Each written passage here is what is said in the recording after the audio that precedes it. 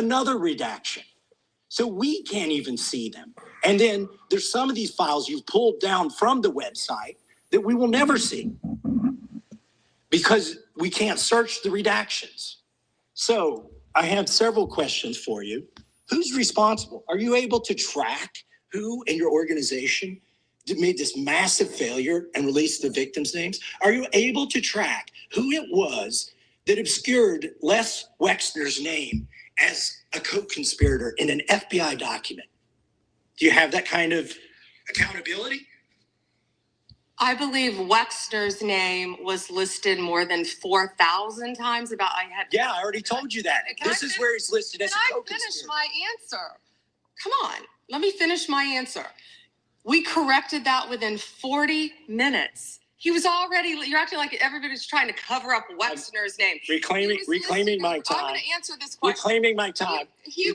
This isn't how this works. Can I have my time? Mr. Chairman, the gentlelady can give her answer. The time belongs to the gentleman from. All right, I'm reclaiming my time. Can I give my answer? So yes. I'm going to put the language of the bill up on the screen. Chairman, may I give my answer on that?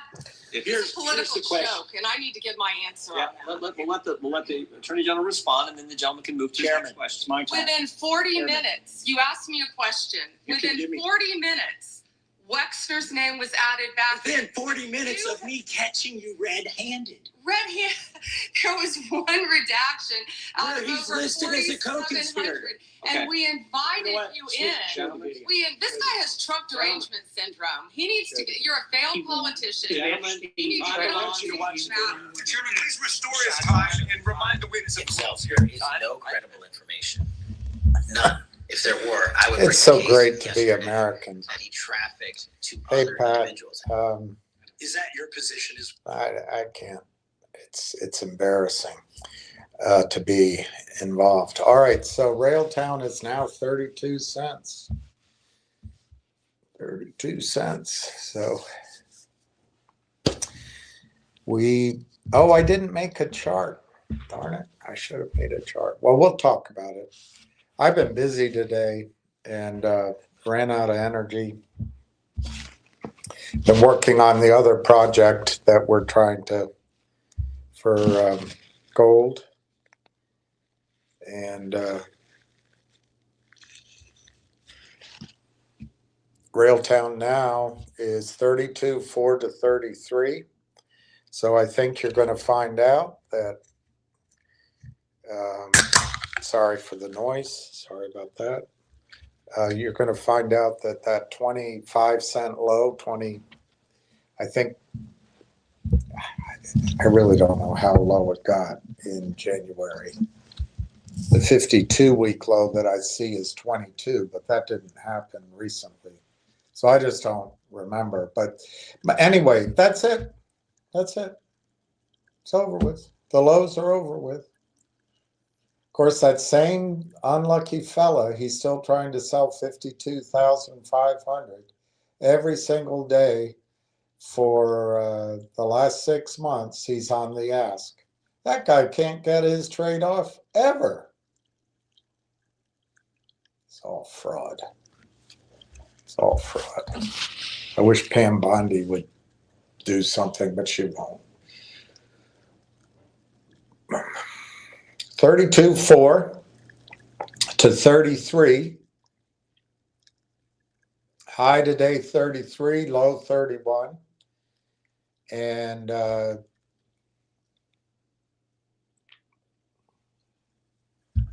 think those of you who added over the last painful period of time, you are to be congratulated. We have almost 18 million shares, and a lot of that was very disciplined, very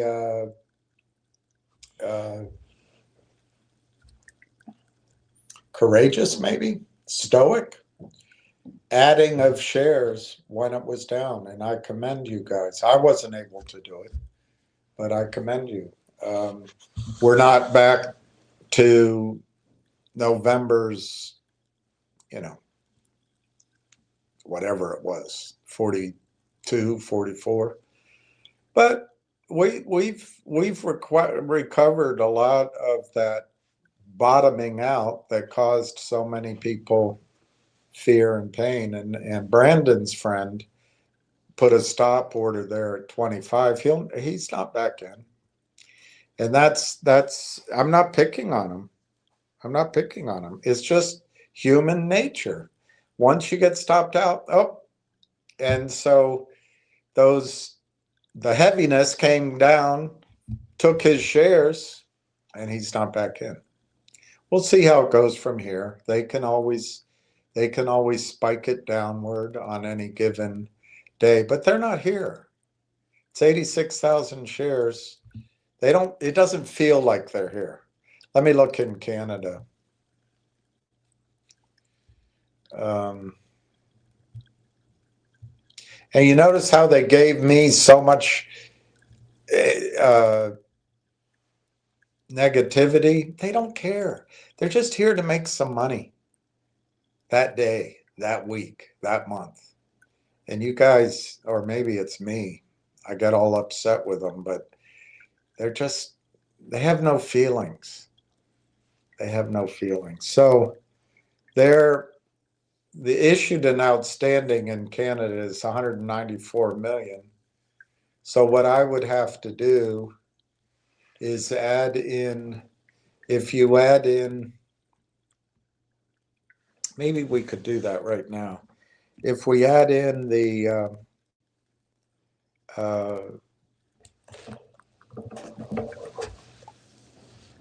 I left my notebook over there, but I think I can use this one. If we add in this deal, that's 16 million. So it's 194. It's 194 million.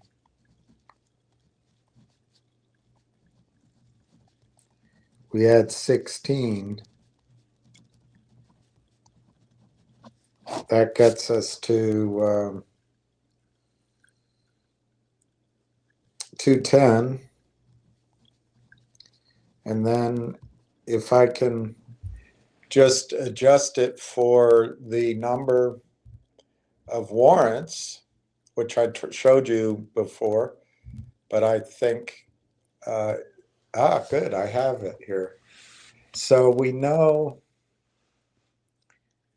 those are gone, those are gone, those are gone.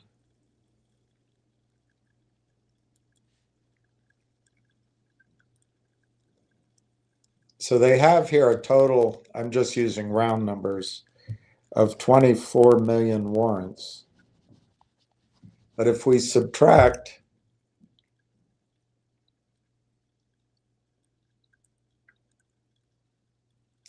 I actually think we could subtract 4.5 million, roughly. So if we subtract 4.5 million from that number,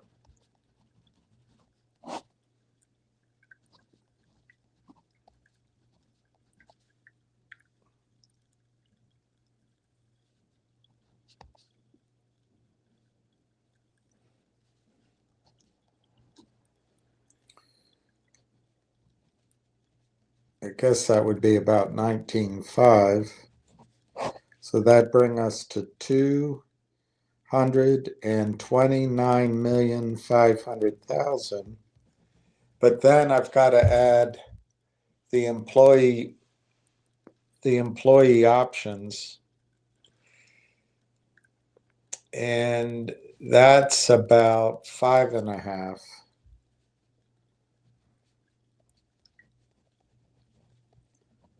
So I think I have a conservative number of shares fully diluted at 200,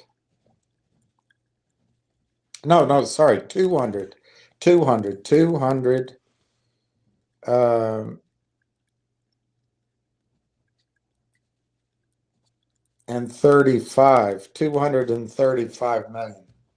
I think that's where we are, 235. So we are a little bit, from the from the numbers I was using at 215, we are a little diluted, but that might be that my 215 was low. Looking at this, my 215 was low. One of the problems with this, the stock going up, is it's very likely that the warrants at the end of this month, which are about 7 million, are going to be exercised. I really thought they weren't, but I don't know. They might not be. It's a lot of trouble for a few pennies, but there's 5,890,000 at 30 cents. I think those will get exercised. And then there's 1.4 million at 15 cents. So anyway, I think the number's 235 million shares, fully diluted. But hey, that's where we are.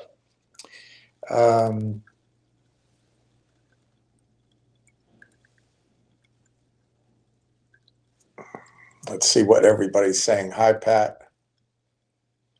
Hi, Jeff. Hi, Jack. Hi, Jeff.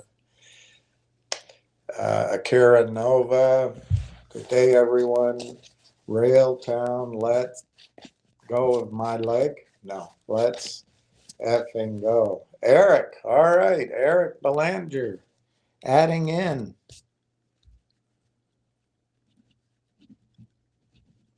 That's dollar cost averaging added to 889. Bravo. Trailer Park Boys. I like that name. That's a good name. Boys. The boys. The BS. That BS. All right, so Akira Nova. I bought another 200. Excluding my wife, I'm at 2,440. That's excellent.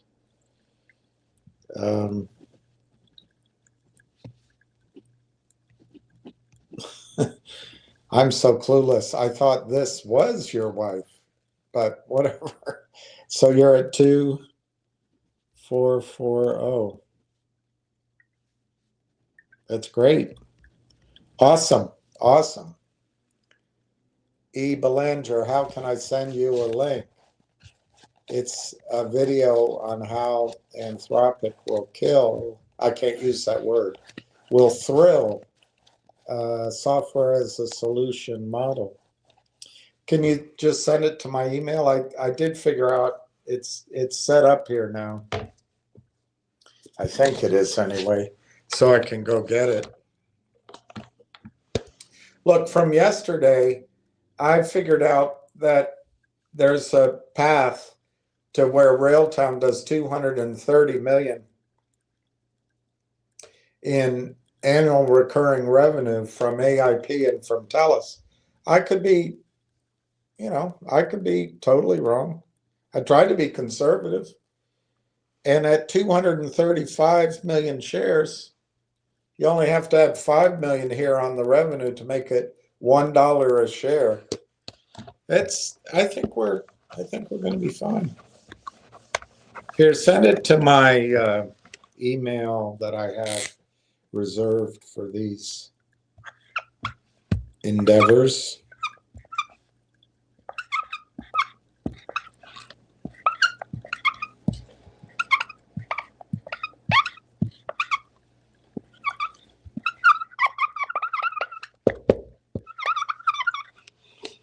Just my name, Farrand, Farrand, Farrand Balanced, at gmail.com.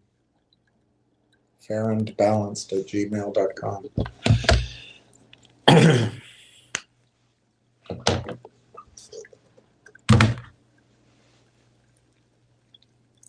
My neck is killing me. Hi, Donna. Good afternoon, William and everyone. Donna says, Mr. Neto, sorry. Hope you are doing great. I'm grand. Kira Nova. All right. I didn't make anything to show you. I don't think I did. I'll look, but I don't think I have anything. And that's just fine with me because we've done too much of that lately.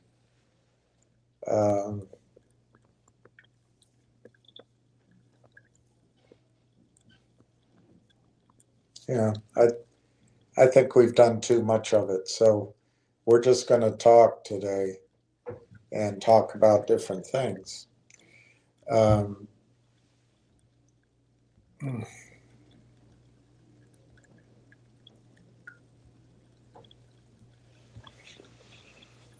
33-cent ask, 32.4 to 33.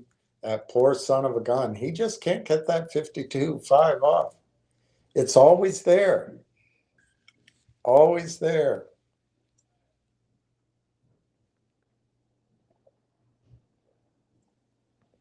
Let's see what's happening in Canada. That's what got me distracted. Canada is 698,000. It's 44 cents. Chart looks great. Looks like a big W. Actually looks like a sideways W. The kind of thing you like to see. W.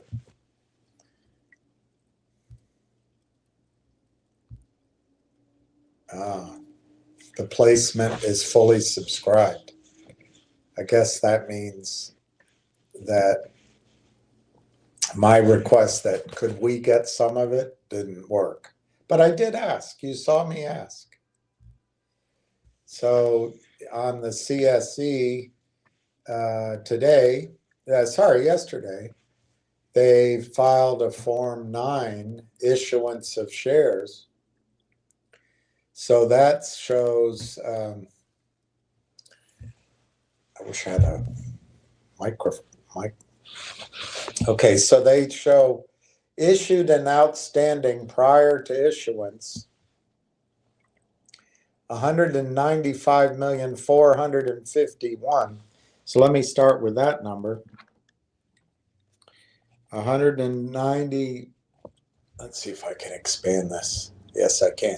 195,451,848.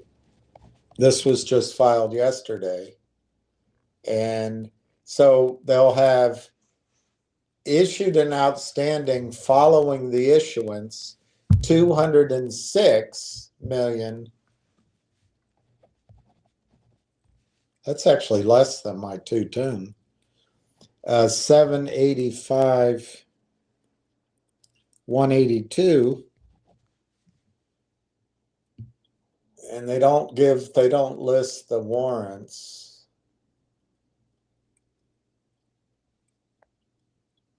But you do have to add their warrants to it. Okay, so that'll be 5,666,667 warrants.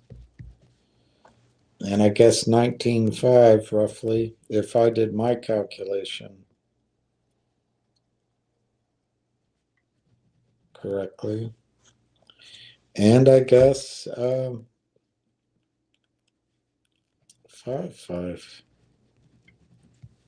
They don't give a total.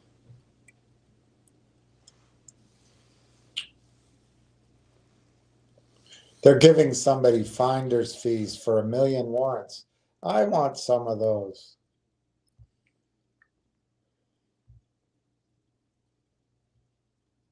I'm looking to see if they have a list of the other warrants. They don't. So I'd say roughly, and I could be off, but using these numbers, 195. 451 848 plus No. Let's do it that way. Yeah, let's do it that way. So we'll clear that off. We'll do 206,785,182, which is way down from where it could have been. But then we've got to add their warrants to it.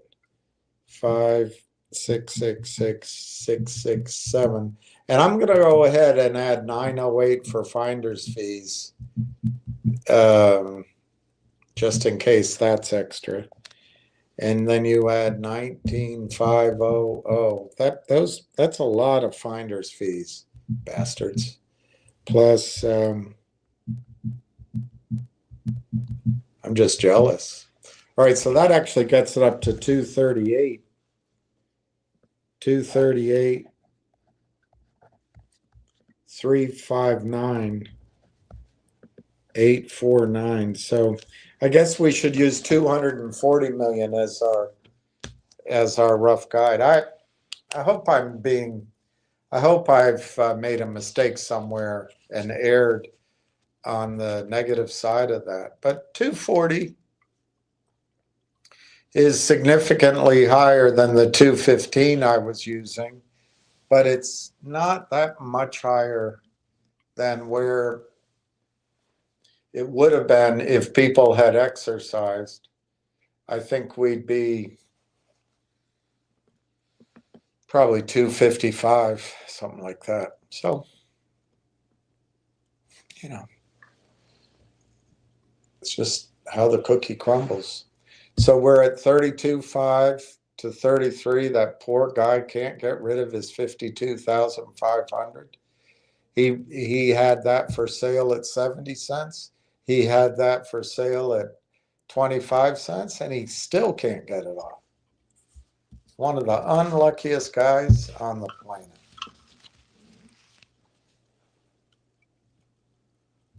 Let's see what they said in this news release. It's not news. It's a notice of issuance.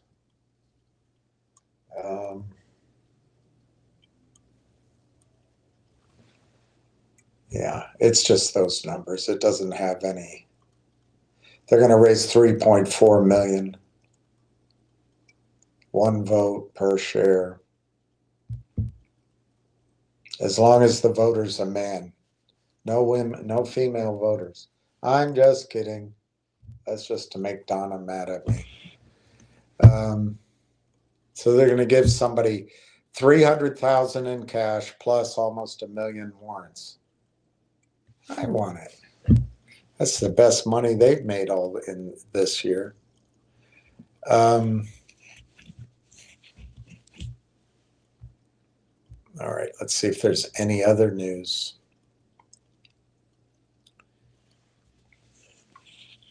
Yep, there's a news release today. Railtown news release. The $3.4 million private placement is fully subscribed. So this is the difference between toxic financing and strategic financing that's well done. The stock's actually up, number one. And number two, it gets completely financed. It's not these tranches that look backwards, sell some more stock, and then this is legit.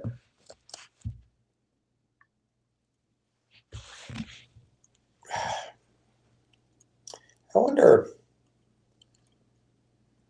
So they're pleased to announce that the company's previously disclosed 3.4 million private placement of units has been fully subscribed.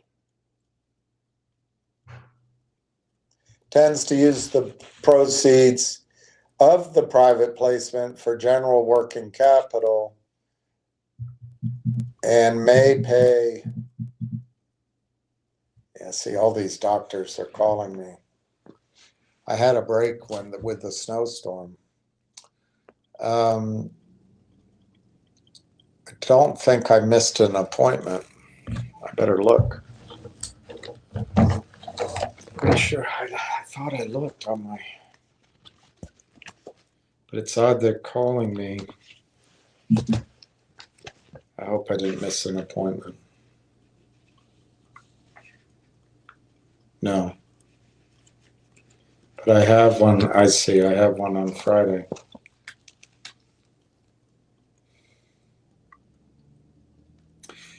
I wrote down here Lincoln's birthday is when I thought this was going to start turning around.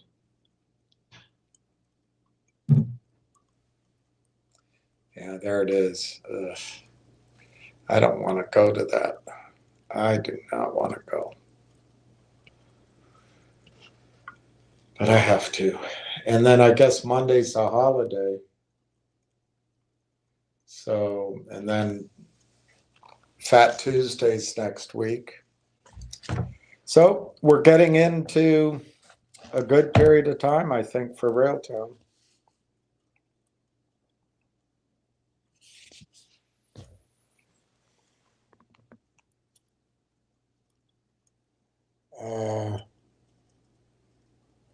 All right, Eric, I'll look for it. Let's see what else it says here. None of the securities referenced have been registered under the U.S. Securities Act. Lucky for them. Lucky for them. Volstoy King says, hello to everyone. Any updates? I mean, they raised money with from our research yesterday, one of the top 1% of technology investors in Canada. The best. When you're in the 99th, well, however you want to phrase it, when you're in the 1 percentile in a good way, or in the 99th percentile in a good way, that's confirmation of the story.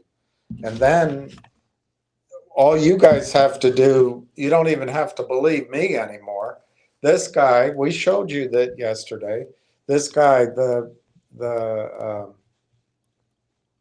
Steely Dan duo, Don Fagan and darn it.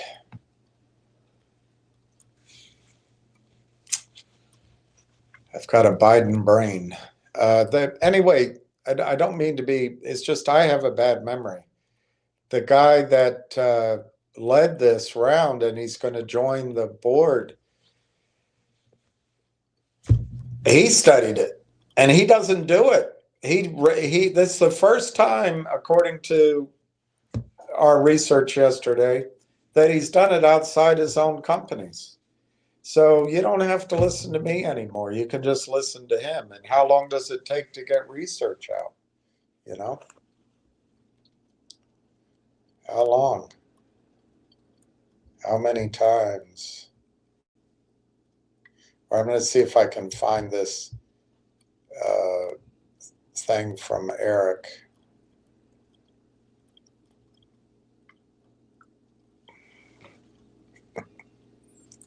So slow. So let's go on with what else somebody is saying. Hey, T. Alex, Justin Babish added 2,200. There, you're not quite to Donna territory, but you're getting there. You're getting there.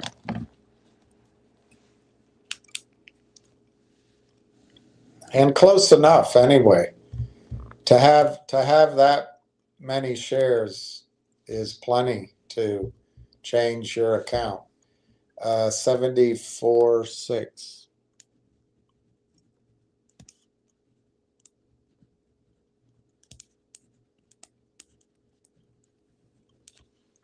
Okay, so this is not, this isn't it, okay. So I have to go notes here. Yep, Eric, I have it. It's in French. Monsieur Bélanger. It says mobile.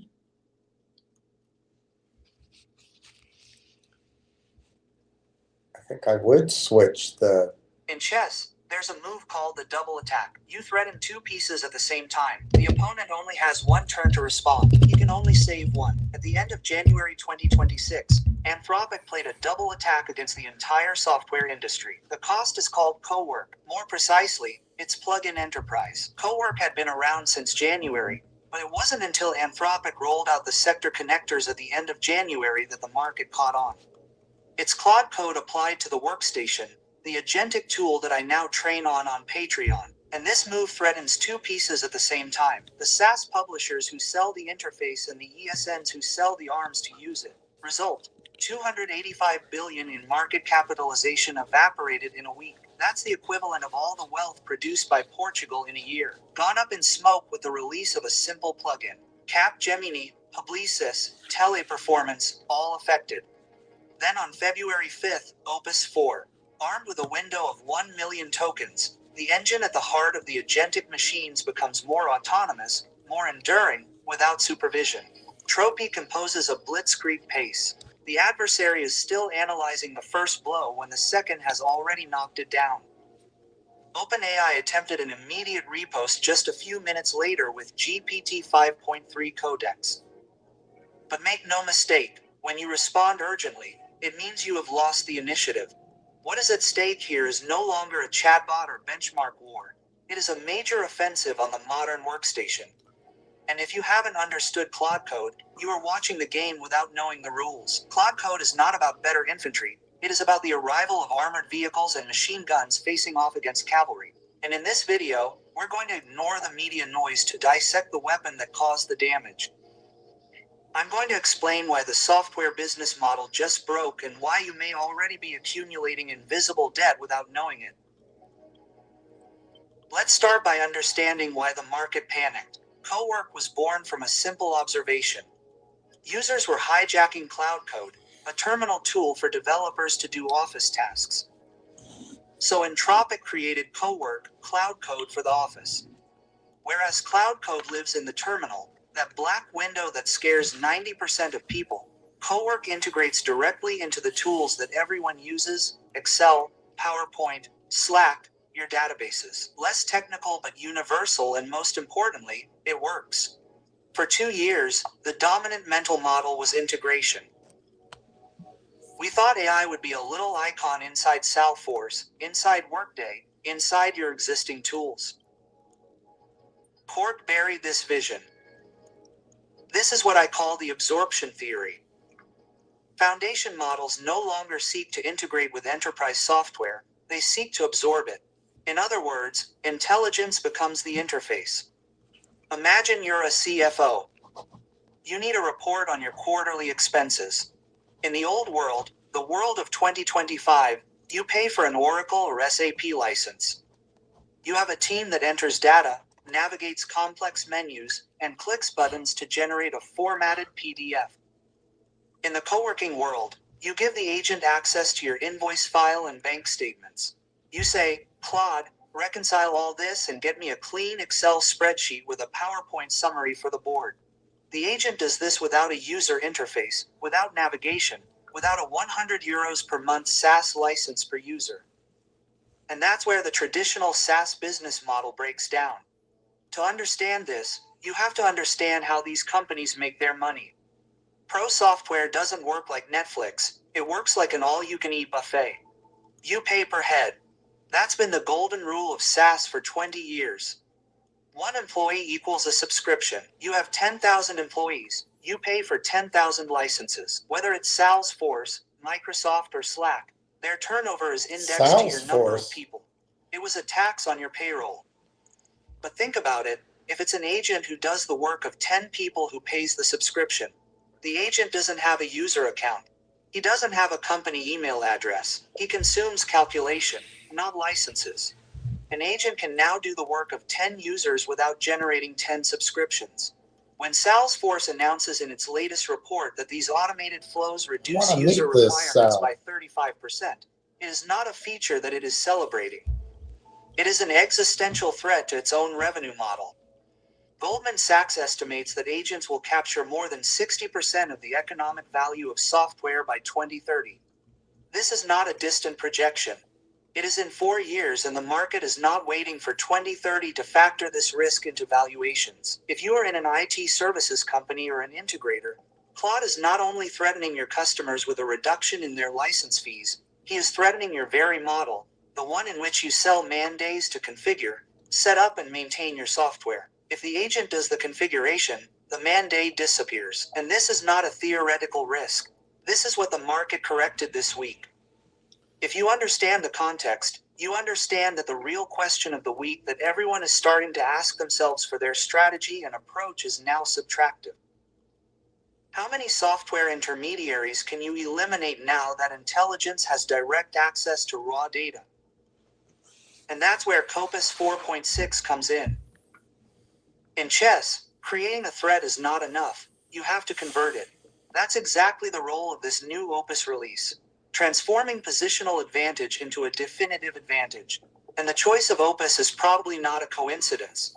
Everyone was waiting for Sun 5, the new generation of the mid-range model, faster and potentially cheaper. The model exists. The identifiers have been leaked in the Google Vertex logs. Benchmarks are already circulating on the networks. But Anthropic chose to release an Opus. The premium model has changed. Why? Probably because the post-cowork momentum was too good to waste with a low-cost model. We capture maximum value immediately. We'll make volume later. It's an immutable law of business. You can't close a revolution. And CoWork and Opus are just the latest 2 moves in a series that is accelerating at a dizzying pace. In December and January alone, Anthropic each donated MCP to the Linux Foundation. OpenAI, Google, Microsoft, and AWS joined. The protocol became the de facto standard for LIA agentic. Deloitte signed for 500,000 employees. Snowflake signed a $200 million partnership, giving direct access to 12,600 enterprise customers. Alliance deployed Cloud Code across its entire workforce with a custom agent and integrated compliance logging. Cognizant had 350,000 employees. The U.S. Department of Defense signed $200 million contracts. Claude was installed natively in Excel. Veolia CloudBot exploded in the open source community. Anthropic set the standard, signed major accounts, colonized the office, and released the most durable model on the market. It's no longer a deployment, it's a tidal wave. And when a company reaches this pace in the collective spirit, competitors are no longer fighting against a product, they are fighting against a perception of inevitability. CioWork has borne the financial cost I mentioned in the introduction. This Opus 4.6, which has locked the game and made the offensive irreversible. 3 days after the CoWork shock, Anthropic unveiled the engine of this offensive. Opus 4.6 goes beyond the simple metric of intelligence to tackle that of endurance. This model is designed to carry out complex operations over time, orchestrating teams of agents and compressing its own memory to remain consistent where previous models would have stalled. The most visible feature is the native integration with Microsoft Office, the ability to take raw data and generate a perfect PowerPoint deck formatted according to your graphic charter. Technically, it's brilliant. Strategically, it's a textbook case of consensual parasitism. Let me explain. As I was saying, this week was marked by Anthropic's profound advancement, which places its brain at the heart of Microsoft software. In particular, if you take Excel today, it remains the shell, the familiar interface. But Claude is now integrated and becomes the intelligent engine for manipulating the product thanks to LIA. And Microsoft lets it happen. Why? Because their goal is no longer really for their intelligence to be the best. Their goal is for all this calculation work to go through Office and run on their Azure server. To put it simply, they collect on the infrastructure layer and charge for distribution while Anthropic cuts the intelligence layer. It's a superficial cooperation that suits both parties to a certain extent, because this is where things get embarrassing for Microsoft. Officially, Microsoft continues to sell you Copilot as the future of work. But internally, we discovered this week that their own engineering teams are pushing for access to Claude Code simply because the experience is better. It creates this fascinatingly hypocritical situation. The manufacturer who sells you their car is selling you their in-house engine while driving with a competitor's engine under the hood. But from the perspective of Microsoft management, this is a cynical and profitable calculation. As long as the journeys are made in their cabin, office, and on their Azure toll highway, they can afford the luxury of being agnostic about the engine. But for Jean-Michel in defense, this is precisely the trap. Stuck with his official Copilot button, he risks believing that he holds the revolution in his hands. However, this is an optical illusion. The truth is that while you are celebrating formula suggestions in the Excel ribbon, other teams, including at your supplier, have already entrusted the entire project to autonomous agents. The real divide of 2026 will not be between those who have the ability and those who do not. Today, the market is saturated with unequal products, and the difference is between those who know how to pilot this agent and those who are being led around by the nose, by marketing. You might think that all this only concerns Jean-Michel in defense and his pivot tables. In reality, the Opus and Excel pairing is brutally reshaping the company model. Look at Nicholas, the analyst or consultant lord. For him, Excel is an exoskeleton. But with the new advances in Opus 4.6 combined with native integration, he can now inject 6 months of raw data and emails into the agent and get back a clean model and a deck ready to pitch. He doesn't just save time. He eliminates latency. He short-circuits the vicious cycle of briefing, then waiting, then proofreading, then correction. For Nicholas, it's liberation. On the other hand, look at Noe, our junior who has just arrived. For him, it's scorched earth. Everything that was his training ground, cleaning the data, failing on a first version, understanding why the formula breaks. All that has been sucked into the machine. Strategically, it's a ticking time bomb. To understand why, we have to go back to the Middle Ages, to the craftsmen's guilds. Back then, how did you become a master blacksmith? You started as an apprentice. An apprentice didn't make swords. An apprentice swept the workshop. He operated the bellows. He did the arduous, repetitive work with low added value. But in exchange for this work, he observed the master. He learned by osmosis. He developed what we call an eye. This intuition that can't be taught in books, what I call taste on this channel. Modern business works exactly the same way. We hire junior analysts straight out of school. We pay them to do first drafts, clean up a spreadsheet, prepare the first version of slides, summarize a client meeting. It's not immediately profitable, but it's an investment. They make the volume, and in exchange, they acquire what I call fabric, scar tissue. Scar tissue is experience that can't be taught. It's knowing that a customer might say when they mean no. It's knowing how to navigate the internal politics of an organization. It's the gut feeling that tells you a number doesn't add up before you've even done the math. It's what turns a doer into a leader. Here's the problem. Opus 4.6 and GPT 5.3 released this Friday do volume work better, faster, and at near zero marginal cost. If you can tell Leah, make me this deck by tomorrow morning, and she does it in 3 minutes for 50 cents, the ROI of a junior analyst plummets. That's what I call learning debt. Learning debt is the invisible liability you accumulate when AI absorbs junior work. You gain throughput today, more deliverables, faster, cheaper, but you lose the factory of judgment and leadership in the medium term. The immediate danger is not mass layoffs. Companies have inertia, HR processes, commitments. The danger is a hiring freeze. If in 2026 and 2027, companies stop hiring juniors because AI is doing the dirty work, who will be your seniors in 2031? Who will be your VPs in 2036? We are in the process of eliminating the lower rungs of the corporate ladder. We are creating what some call the missing middle. In In 5 years, we will have very capable ICE and exhausted overlords and no one in between to take over. And unlike technical debt, which can be repaid by refactoring code, learning debt is not easily repaid. You can't catch up on 10 years of experience that a human has never acquired. But there is a second, more insidious problem. Even this deck with 50 cents is an accounting hallucination. Today, the real cost of LEA is massively subsidized by venture capital. Vendors burn billions in GPUs to sell tokens at a loss. It's a classic dumping strategy. They slash prices to create dependency. And in this context, agents are energy-consuming traps. With each iteration, the meter ticks. An agent with a context window of 1 million tokens that is left to think all night for comfort will soon no longer be a cheap tool. The day when computation is billed at its true price and investor subsidies dry up. And for those who already think Claude share today, they haven't seen anything yet. We are living in the equivalent of the time when Netflix seemed almost free.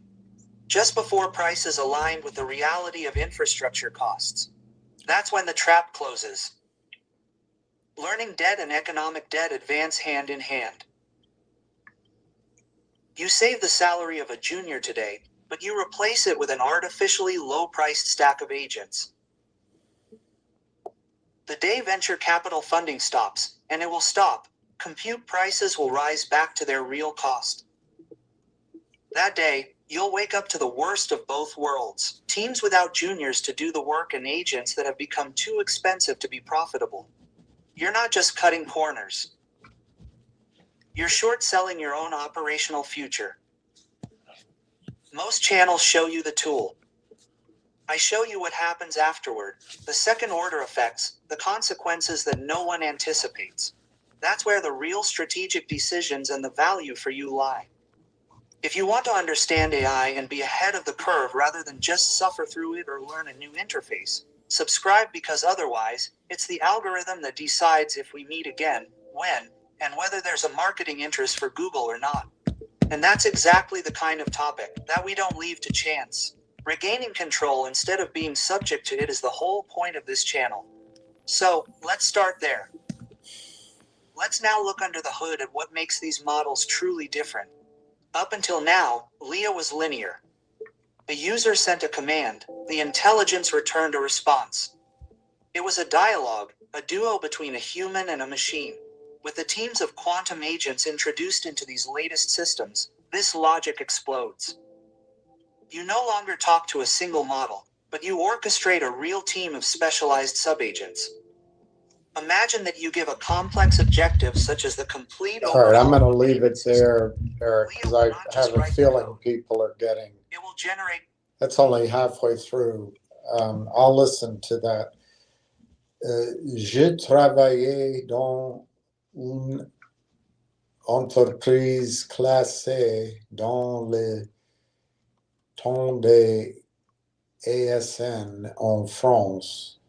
Et je peux te confirmer qu'ils sont à côté de la something or other. My reaction to that is a couple of things, Eric, and I'd love you to go ahead and put up, because you're a lot sharper than I am on this. But I agree that it's going to mean that human beings are not going to have that apprentice role. That might be simplistic, but it's going to mean that all those people in India and Philippines that do work for lawyers, for example, at a much cheaper per hour rate, they can't be arbitraged here in the States. Who knows what that effect is, but it's going to affect people. But it's also going to affect how the organizations, the depth in organizations. But here's the thing, listening to that stood out to me. Yes, you have fewer people. Yes, you have fewer licenses. I got all that. But in two ways.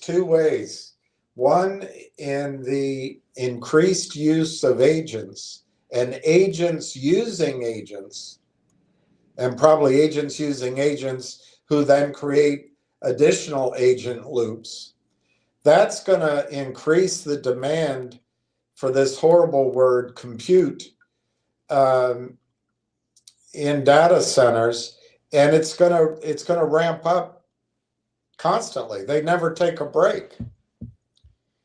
So if we go to our specific scenario where we have 200 companies who create AI and then sell it to their customers, and if they're using agents and creating agents and agents on top of agents, their annual spend at the TELUS data center, it could rapidly go to 200 million.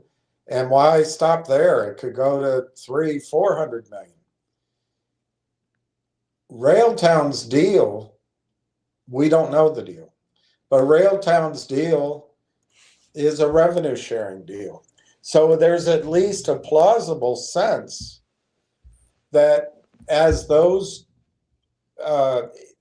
increased demands for GPUs and memory and usage of the stacks, Railtown's going to make more money. I also think Railtown's tools become more important. I'm completely at a loss for vocabulary or concepts to describe it. But in general, if agents and software get in loops, that's expensive. If this agentic software, if it somehow goes off track and becomes useless, that's wasting money. And there's probably better examples than that. But Railtown can conserve the usage of that expensive data time. And I think it makes their products all that more important. I mean, you always hear, like you heard here, Anthropic's building some of that themselves. Sounds good. And maybe they are, but maybe they also need to buy Railtown. I don't know. The other thing is,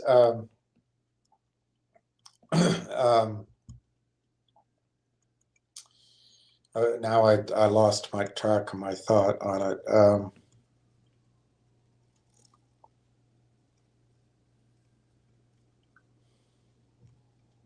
Well, anyway, my basic two reactions are that Railtown gets paid on the usage of the supercomputer, not on licenses. So I think it's great news in that sense. I think the importance of the Railtown, whatever you want to call it, orchestration layer increases. And I think it's all good news for Railtown. But I feel like I'm missing one thing, but it'll pop back in my head. Hey, Silver Skyrocket. Hello, everyone, and hello to Donna. Let me just see.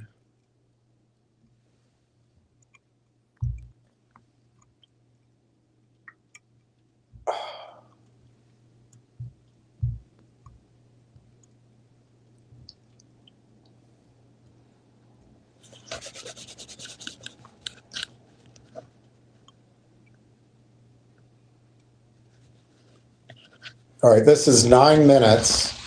I'd like to see it. I don't know how long ago it was, but I like this guy.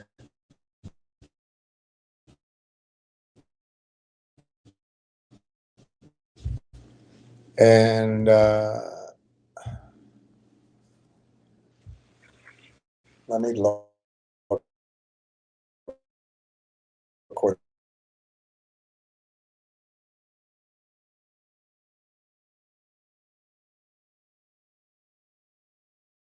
what's going on.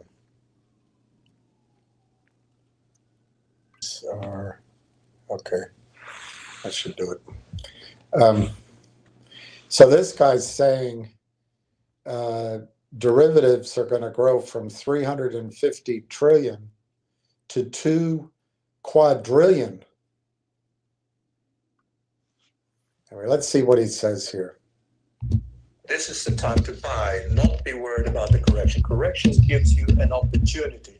So we've seen quite a lot of excitement in gold and silver markets in the last few days. Friday, we had one of these quite violent, but I would say totally normal correction in a bull market. And the bull market, we just moved very fast. People have to remember that. Gold is up 86% since January 2025, and silver is up 155%. You have to bear that in mind when you look at these corrections, because both gold and silver are up massively in the last year. Now, just look at, for example, the Standard & Poor's against gold. If you look at that chart, gold is just bottomed against the Standard & Poor's index and has just turned up and broken now the downtrend and is in a clear uptrend. And that uptrend is a multi-annual uptrend. So we're going to see paper market losing massively against real markets or real commodities like gold and silver. I expect this to last many years, 5 years, 10 years, maybe longer. It's a new monetary era, and that will lead to the end of the present currencies as we know them. And of course, it will also lead to the end of the financial system as we know it. It's not going to totally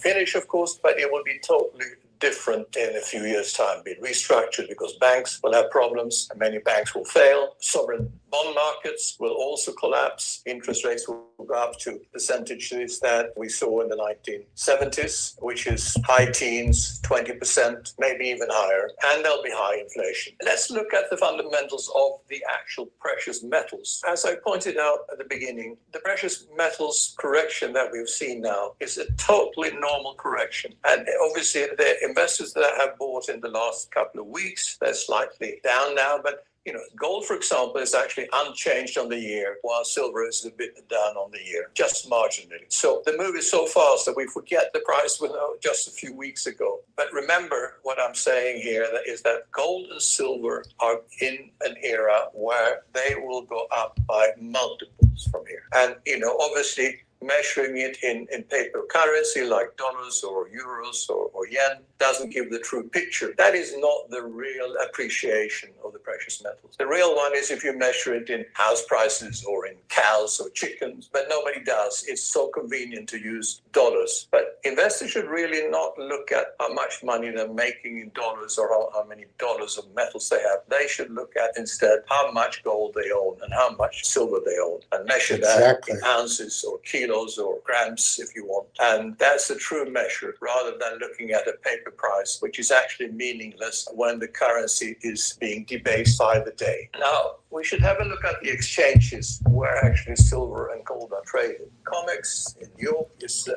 paper market. It's a fake market, or a false market at least, and their prices are being manipulated by big bullion banks and by hedge funds. Let's take, for example, the last drop that we saw on the 30th of December. This is the massive falls in gold and silver. And there are normally circuit breakers that stop the fall and freeze the market for 10 minutes for the market to recover. But the hedge funds have found a manipulative way of really cutting out these circuit breakers so they can set prices and price limits that circumvent the circuit breakers. And that's what they did on Friday. So we never saw a 10-minute stop in the metals markets on Friday. Instead, we saw a 5-second stop that is hardly noticed. And this is the way that hedge funds can actually circumvent the circuit breakers and continue trading throughout the day and continue selling, which really is totally against the spirit of how these circuit breakers should work. But of course, hedge funds are more clever than whoever sets up the system. So if we look at COMEX now,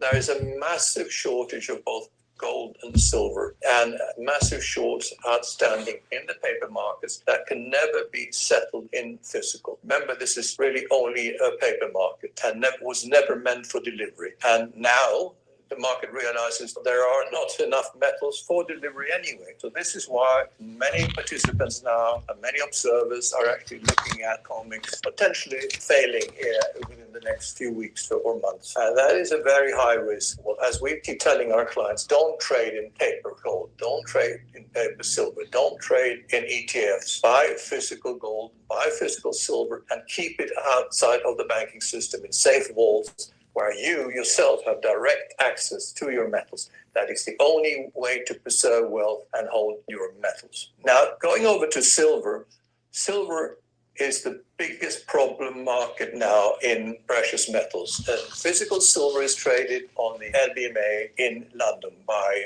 LBMA banks in London. And that is a physical market. But it's not a physical market anymore. There are over 2 billion ounces of silver claims. That is 2 years production, or more than 2 years production. And that silver just doesn't exist in physical form. So if these paper holders ask for delivery, which they will do, there will not be any physical silver to deliver. And this is why there's a high likelihood that also the LBMA market in London will fail. So I want to come back to the fact that you have to expect now, as an investor in gold and silver, you have to expect much higher volatility. I said years ago that silver is not for widows and orphans because it moves very fast, and if you can't take the heat in the kitchen, you should stay out. But at the same time, silver is an incredible opportunity to get real returns on real assets here in the form of physical silver, because we expect silver to move a lot faster than gold. We started buying gold in 2002 for our clients and for ourselves at $300. We actually bought bigger amounts already then because we saw this end of the monetary era already at that time. And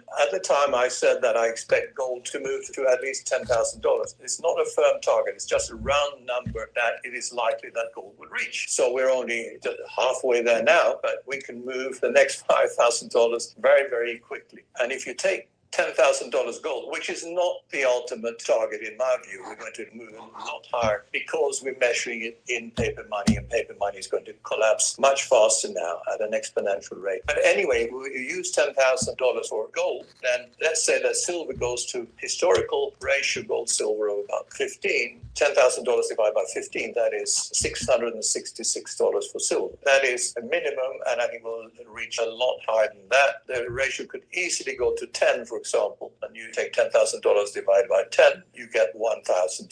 But it's not the point here that you're speculating to make money on gold and silver. And this is, as I said, really not real money, because a lot of it is inflationary money because the currencies are going down so fast. So you're holding gold and silver to protect yourself, your family, and to protect generational wealth against the end of a monetary era and the destruction of paper assets, and obviously including money. Don't hold any money in the bank. The banks probably won't survive, and the paper money will not survive either. So don't be afraid of buying more gold and silver here. You've got a fantastic opportunity, especially in silver, because it has had a bigger correction. So buy here, buy as much as you can afford, both gold and silver. Gold is the king of metals, but silver represents a fantastic opportunity. So for anyone who hasn't bought enough at this point, this is the time to buy, not be worried about the correction. Corrections gives you an opportunity, which is unique right now, and therefore take advantage of that. As Mr. Gold, James Sinclair, said a few years ago, he said, there will be a day when both gold and silver will go no offer. That means no one will offer you a price for gold and silver because there's such a shortage and you just can't get hold of it. So there's a bid, which means people want to buy it at a price, and there's no offer because there just isn't any physical silver or gold available. So in summary, the correction is just a normal correction, just an opportunity to increase your share of gold and silver if you haven't bought enough already. And then just don't worry about it. We will have many more volatile corrections, but I think the next move, when this correction is finished, is going to be a very big move again for the next few months before it stops for a while again. But this is a multi-year view, which will, as I said, go to multiples of the current prices. That's Egon von Greyerz. His company's out of Switzerland. I've followed him for a long, long time. And therefore, I trust him. one of the messages he just gave there, which is one that I think you're going to have to start as time goes by absorbing, is in this next cycle, which, you know, it's not going to happen. Well, it could. I mean, that's the problem. It could happen all in 1 week or 1 month. But hopefully there's ebbs and flows, and you have to have your strategy. But your goal over the next, I don't know, 18 months to 5 years shouldn't be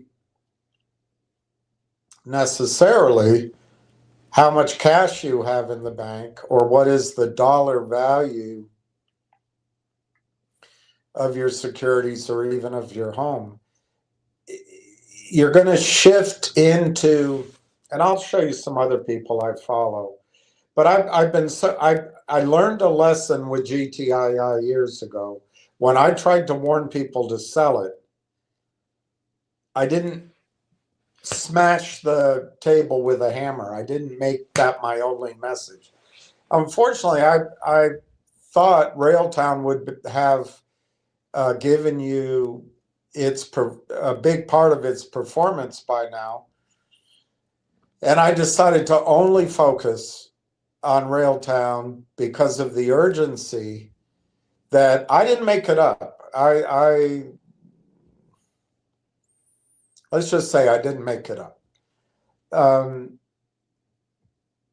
I still think Railtown is where you're going to make in the near term. And you can say that my projections have all been terrible, and I'm going to be wrong, and you might end up being right. But you now have two of the most respected investors in Canada. I know, Canada, wherefore art thou, Canada? But Canada's a top 10 economy in the world.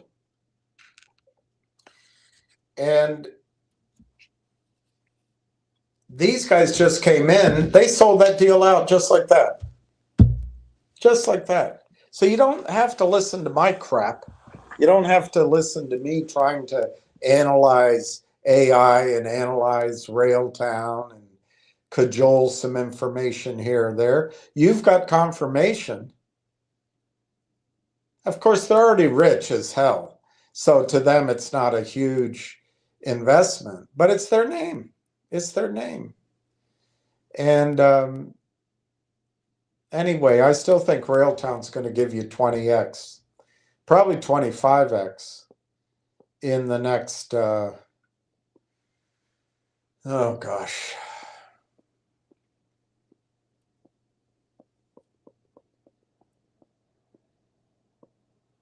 I think Railtown could give you 25x in the next 45 days. But it might take 90 days. It might take till September. I just think it's going to be very rapid. I think Railtown's going to give you, this is already an awareness event that changes everything. If somebody calls now on one of their large hedge funds and speaks to Susan, their representative, and they say, Susan, I've got an idea for you. Our analyst is recommending, and she's hearing so many ideas. It's not going to cross her frontal threshold into I want to buy it. But then the salesman will say, yeah, but you know what? Steely Dan just bought in.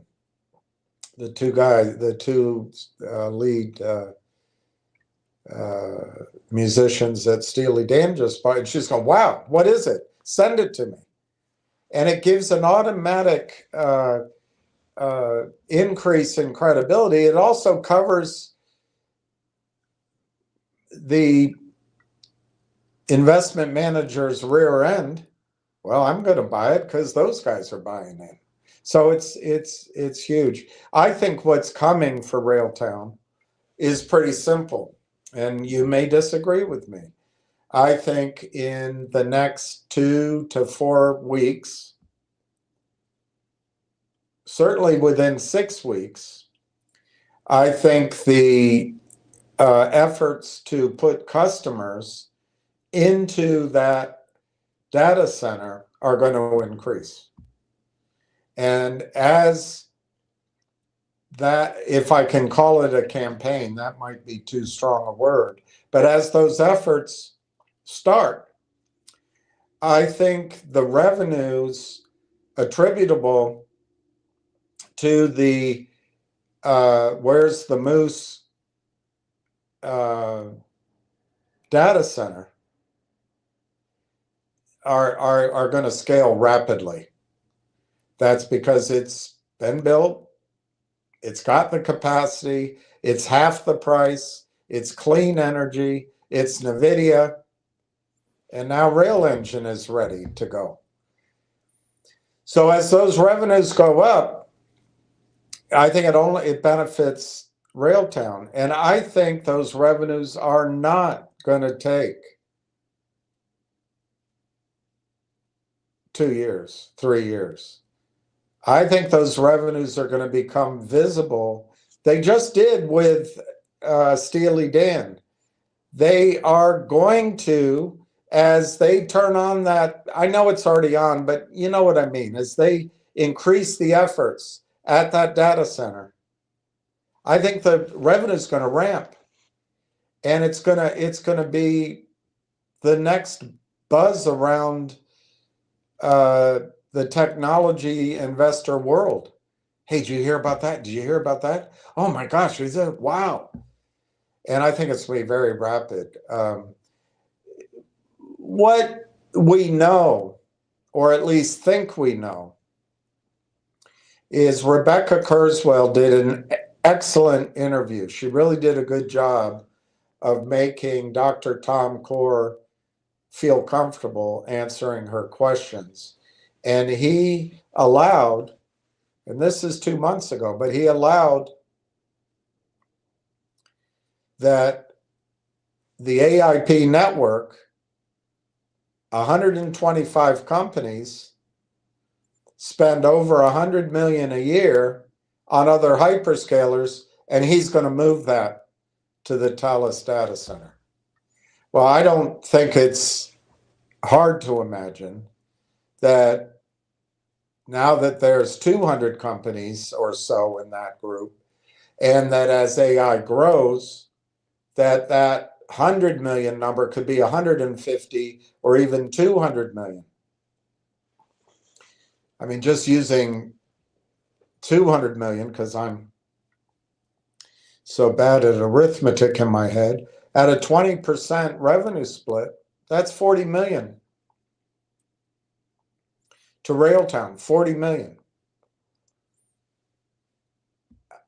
I don't see where it costs Railtown any money. I mean, they're not hiring the janitors to keep the floors clean. They're not building the stacks. They're not sending in the electricians to fix anything that goes wrong with the power plant.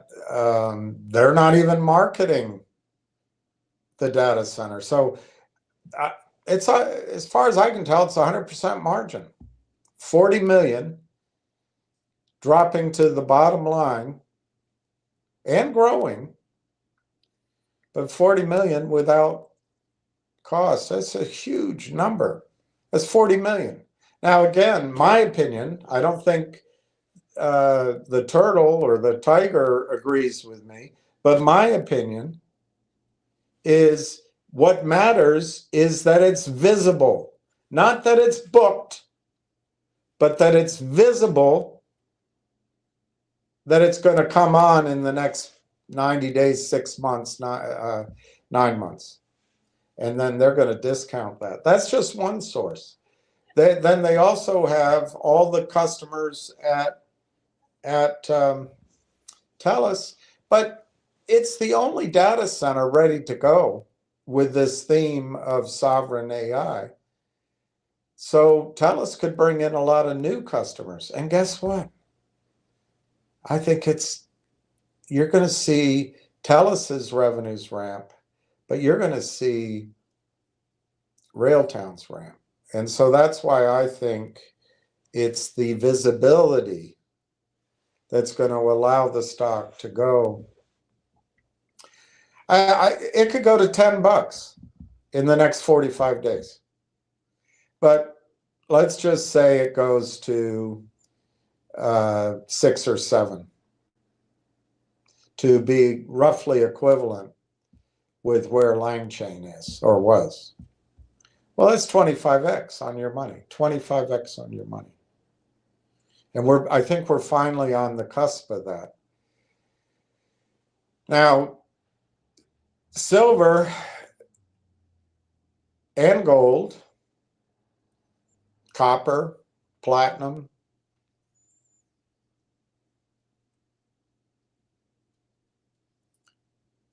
I agree with Egon. It used to keep me up at night. And I thought, wow, we've had such a great opportunity to rebuild a position. But the situation I was trying to work with, it just had enormous bureaucratic delays. Nobody's fault. Just,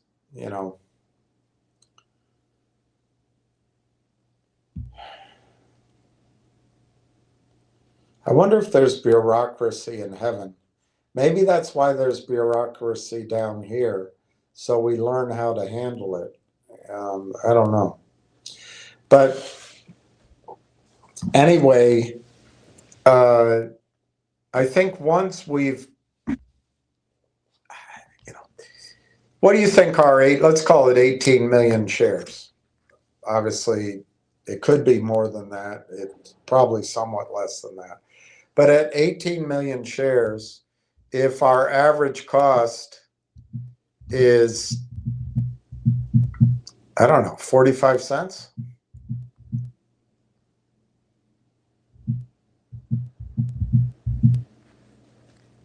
We have $8 million, a bit over $8 million in this investment collectively. If that goes up 25x in the next 45 days, let's just use 8 million. Let's keep it simple. We have $200 million. Now, the Charm Boys are going to come to you. The Benedettos, the Borders, the Tonys with a fake last name, even others that we have a kinder place in our heart for. They're going to come at you for that money. They're going to have the next ZJYL, the next MTEN, the next Next Trip, the next Logic, the next Collective Audience, the next CRTD. And they're going to come try to get you moving that money. But you know what? At 200 million, that's just the beginning of the Railtown story. That's just getting the stock back where it should be all along. So you got to block out all that urgency to go dissipate your hard-earned gains on a bunch of crappy ideas that only make the puff boys money. Don't do it.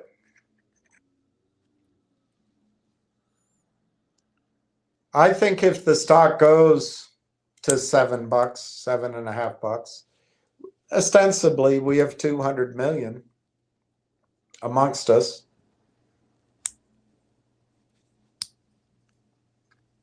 That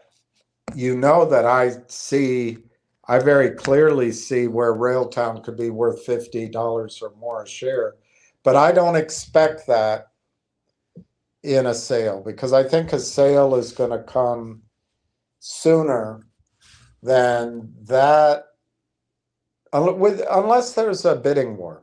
But it's going to come sooner than that eventualizes.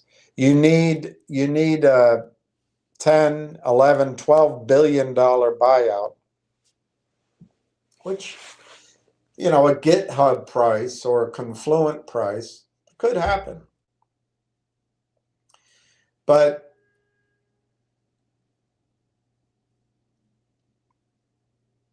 I think a lot of that growth's going to happen when we're inside of another company. So if I had to pick a number where a buyout's going to happen, and I don't know, it could be too optimistic. I think it'll be at $15 and maybe as high as $25. But you have to acknowledge it might only be $10. But at 15, our 200 million becomes $400 million. And that is collectively, the Charm Boys are going to try to peel it off and claim, hey, that was my idea. You know, there'll be no one leading that drum beat more than Frank Benedetto. Never one to shy from taking credit. And Tony will take credit. His idea will be, let's go over to AME or one of these. But anyway, I don't want to talk about them personally or about their ideas. But I do want to say this is different. It's not one of those hot hand stocks. So don't get distracted. But in a world where our position becomes worth maybe 400, even $500 million, we're going to have plenty of ability to establish ownership of physical silver and physical gold and mining shares, and I hope oil and gas income as well. So I'm on that side of it, but right now we don't have that flexibility.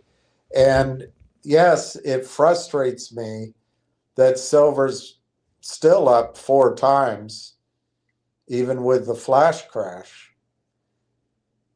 And Railtown is down for most of you. I mean, I think for everyone out there, I don't think anyone is in the green right now. But I think that's about to change. And I think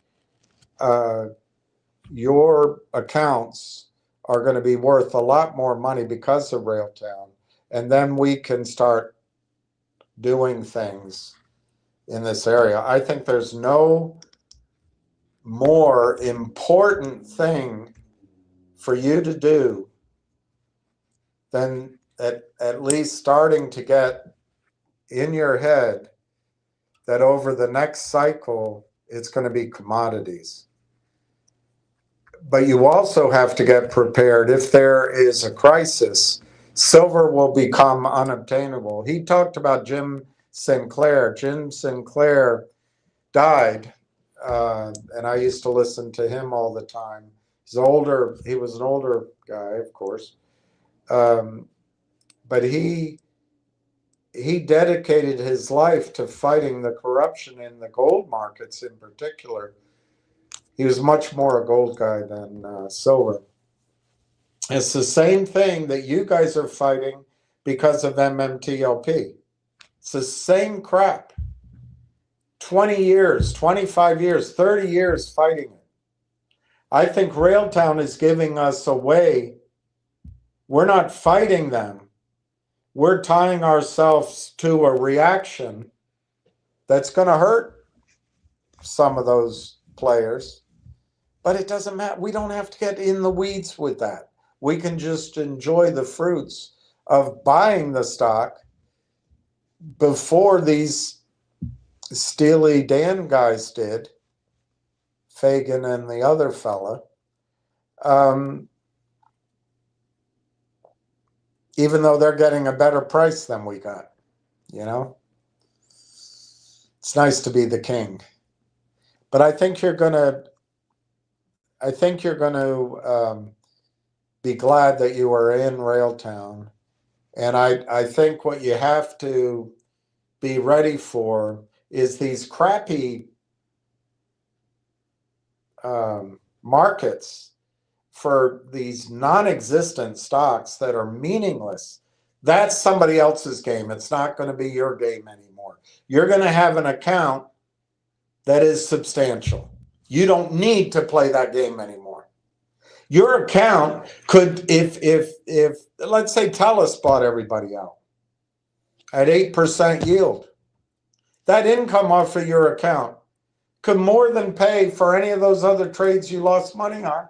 And you don't need it anymore. Just zone it out. Zone it out. You don't have to shop at that end of the market anymore.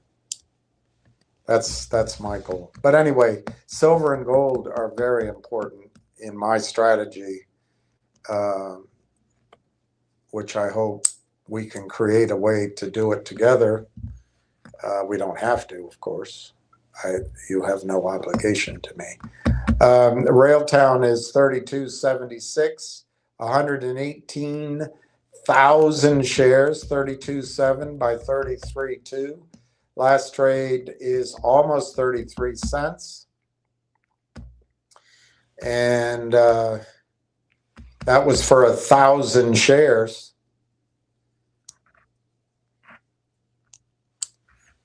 Let's see what's happening in Mooseville.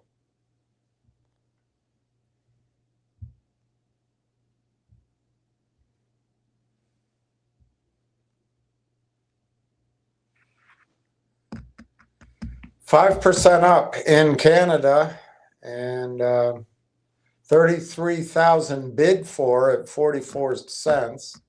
Ask 44.5, 10,000. Wow, the chart looks pretty good. I mean, it's a small chart, doesn't mean anything. The bidder is National Banque Financière, and the no more news than what I already read to you. Guys and girls, girls and guys, you've made it through the hard part, and I give you all my hearty congratulations. And you put up with me. That's probably the most difficult thing you have to do, is put up with me. The bid is 33 cents almost. Almost 33 cents. 32.7 to 33.2.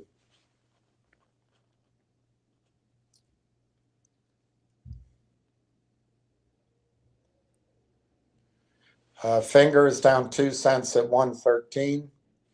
Always a great place to put your money.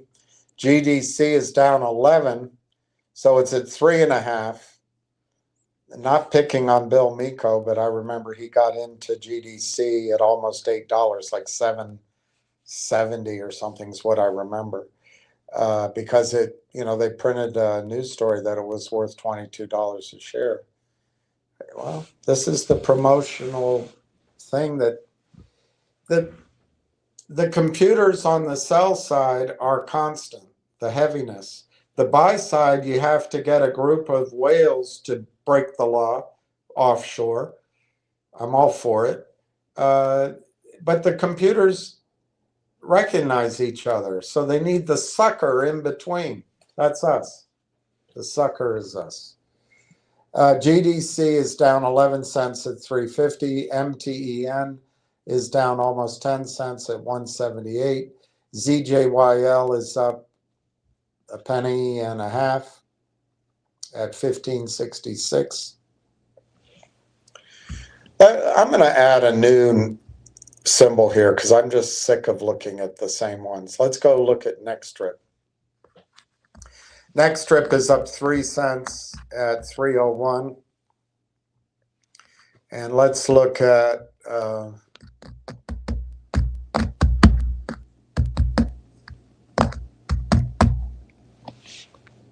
Genius. Should we look at Genius Brands? Nah. Should we look at Nixie? Ugh, 56 cents. We just got to get away from the whole kit caboodle. Railtown.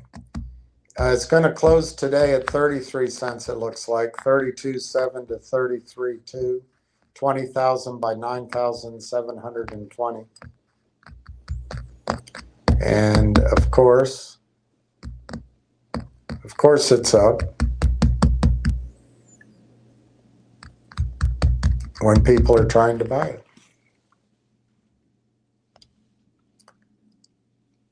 Neil Gondek, excellent podcasts about the King of Metals. Yeah. I like Aragon very much, and I like Eric Sprott very much, and I also like Mike Mahoney, and there's some other good voices on precious metals, but in terms of the ones that I trust, those three are right up there. The Canadians are all a little bit, when you talk to them, they must have some Irish in their blood because they're very good, very effective salesmen. But I think Eric Sprott is excellent. Canadian junior gold producer, Wrigley. All right, let me look it up.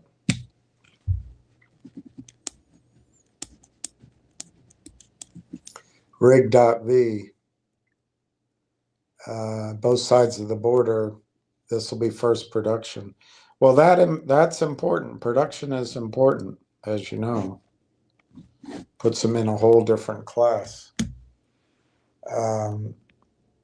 POG is not coming down or any nonsense of a bubble. POG.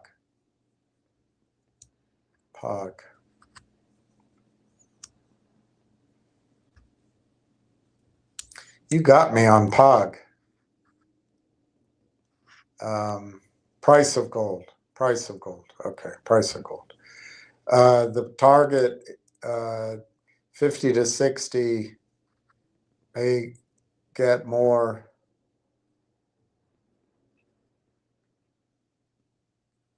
The grams per ton is considered jewelry box type along with high grade. Yeah, I'll look into it. You seem to have very good eye for investments up in Canada.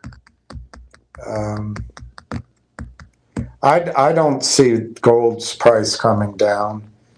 I think gold, I think that's why we're at war around the world. The banks are trying to jostle for survival. I'm a little confused at what's going on in China. It looks like to me their population isn't as big as they've said. They have the robotics to keep the factories going, but that's pretty tough. If you've lost a lot of population, that could be deflation. I think China's in a period of deflation. It's interesting they only export 10% of their exports to the United States. So they are, as predicted, their markets, the middle class is burgeoning all over the world. But the United States is still the only country in the world set up for consumption. That'll change. That's one of our great strengths, oddly.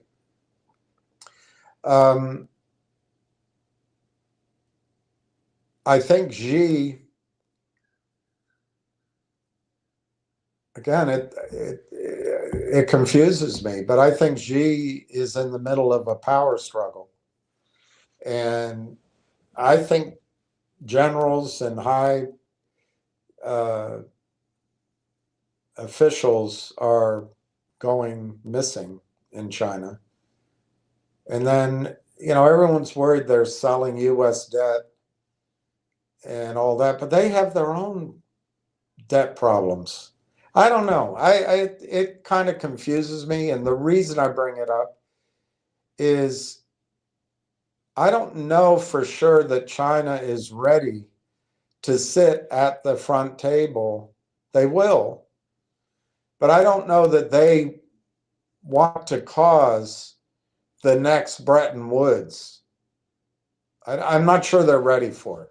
So I think China has the most gold in the world. I don't think they're being honest by how much they have. Russia is way up there. We have what we say we have, but I don't know if there's proof that what we say we have is there. But it's interesting, if the United States takes over Canada and Greenland, of course that won't happen under AOC, but it might happen under Trump. There's a lot of gold in North America, Mexico. So as a region, we can probably duke it out with Asia and Southeast Asia. But in the short run,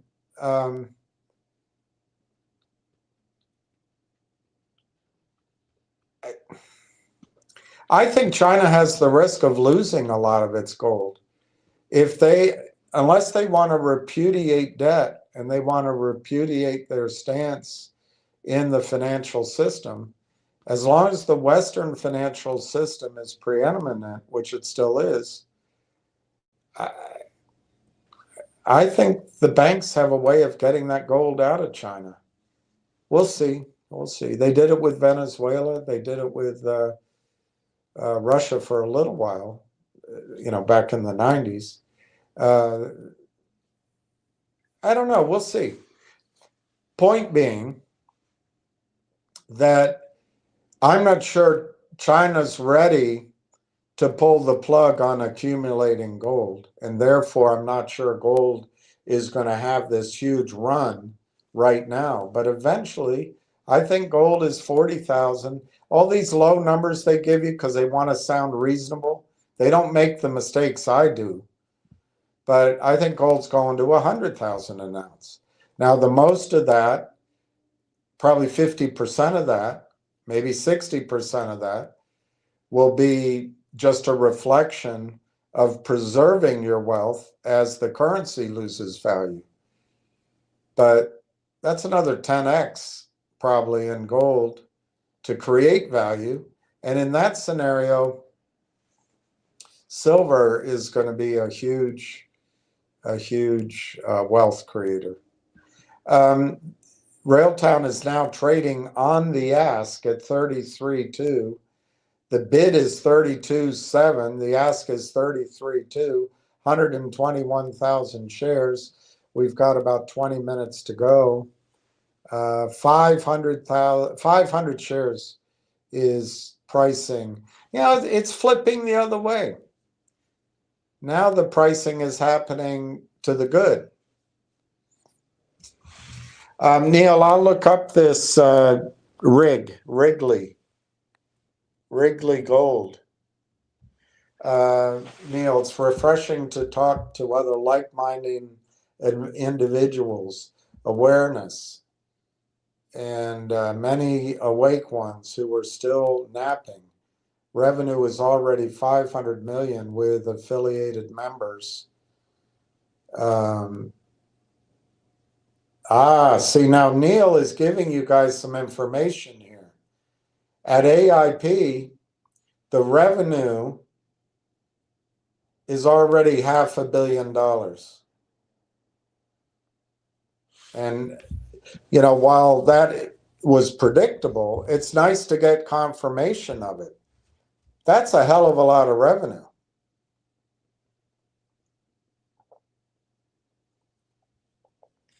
It's a lot of revenue. And Neil, what they paid for that? You do, of course. It was either $20 million or $25 million. either Canadian or US, whatever. That's all they paid in stock. That was a great deal they did. It was a great deal. Neil Gondek says, sharing my thoughts, but let's open a wider audience. Gold, AI are my sectors this year, and my two finalists are Rail and Wrigley. Oh, I wrote it down wrong. Good. It's WRLG. Okay, WRLG.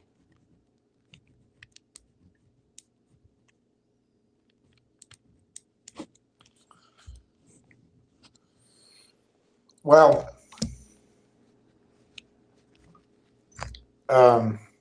in an ideal world, Railtown would have worked last year. And by work, I'm not saying it would have been a trade. I'm saying it would already have already be a $5 or $10 stock. And I'd already be talking about these other things. But Neil, you are exactly correct. I focused on Railtown to the point of even driving myself crazy, because what I learned with GTII is if my message isn't crystal clear, people aren't hearing it. And unfortunately, I was bloody wrong on the timing of Railtown. I could have waited till the third or fourth quarter. But you know what? It's hard to go back and change all that. And all I can do is assure you that I wasn't making up my urgency. It wasn't something I was just conjuring for the sake of excitement. But now we are where we are, and I think it's like perhaps like a rubber band pulled back or a crossbow pulled back, and it's ready to go. But Neil, I want to talk about those other things. What's been great about Railtown is learning so much about AI, because I think in terms of creating collateral for our economy, AI may be a great collateral creator. Of course, that always has the chance of being, a Barnum and Bailey type thing, but I think it's real. I think robotics could come in and fill out the lack of strength. A lot of the workers and leaders of this new world, they don't have the strength to do things. That's just a fact. I wouldn't have the strength anymore to work construction or anything like that. I did have in my life. But robots maybe can fill that out, do the brute work, and that might be something that AI gives. But wow, we're at 34 cents on Railtown. That same bastard can't sell his 52.5. He's trying to sell it at 34.4, 52,500. He just can't get it off. Well, it looks like he got 2,500 off. Maybe.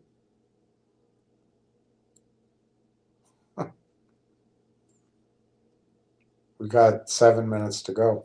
But anyway, what's been great about studying Railtown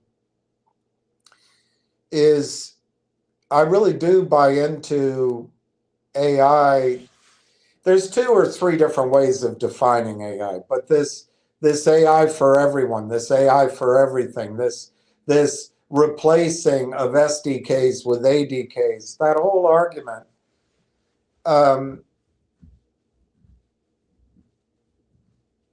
I think it's real.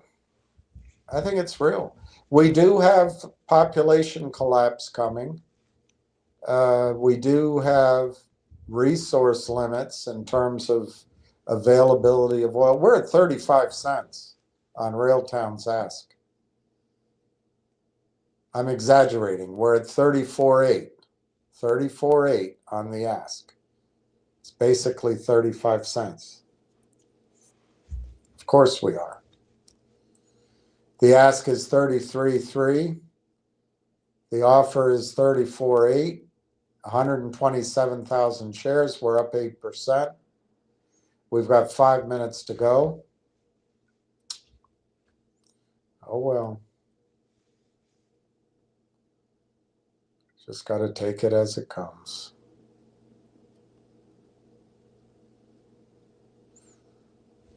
I feel badly for Brandon's friend. He thought he was protecting his account at 25 cents, and now it's going to be 35 cents. That's the game those bastards play.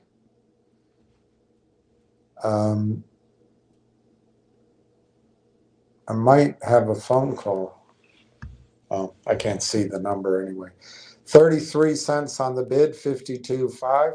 That same guy is selling 52.5 at 34.8. He just constantly has 52,500 for sale.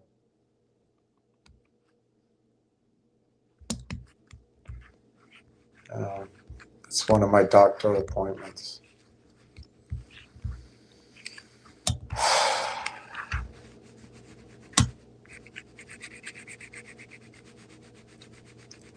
It tolls for thee. If you're wondering who it's tolling for thee. Anyway, Neil, I think it's great that you have a good idea. Solomon's Treasure.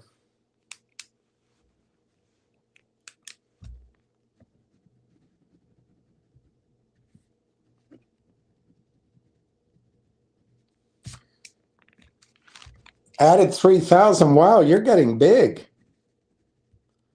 You're getting up there. 34.1. Wow. I remember when you had a small, they're all big. They're all going to be big positions, but you had a smaller position. That's amazing what you've done, Solomon's Treasure. Bravo. Bravo. Bravissimo. Bob likes Dryden Gold. I've actually heard of Dryden Gold, but I can't tell you why. I recognize the symbol, though. I'll write it down. Most mining companies you got to be really careful, because the next thing the charm type boys are going to be coming at you with are mining companies.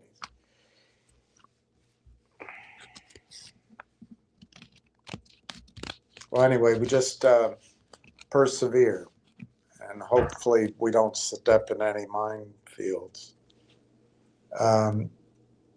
CB, Corey Brandolini has not promised anything, but rather delivered while checking the boxes. I think this is true. I think he's promised a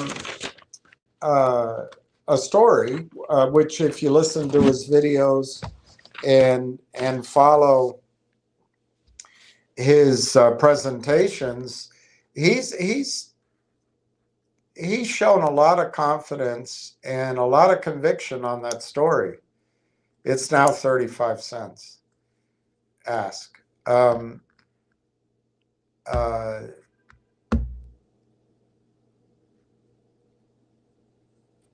think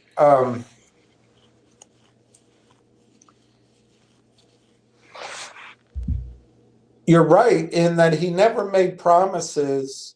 He never overpromised. He never exaggerated. He never tried to suck people in. He's just performed. I agree with you 100%. And this deal with Steely Dan, Donald Fagen, and the other fella is fantastic. That's that's the kind of, we're over 35 cents. Damn it. It's just how it always goes. That's the way love goes, dear. That's the way love goes. Damn it. Anyway, you just got to persevere. 52.5 by 52.5. 35.2 on the ask. 33.7 on the bid. And it closes at 34 cents. 128,230 shares. Last trade, 34 cents, 300 shares. And somebody tried to hit the bid. Wow. They did 1,000 on the bid, 500 on the bid, 4,720 on the bid, I think, 33.20. But somebody came in with 334. It's pretty good.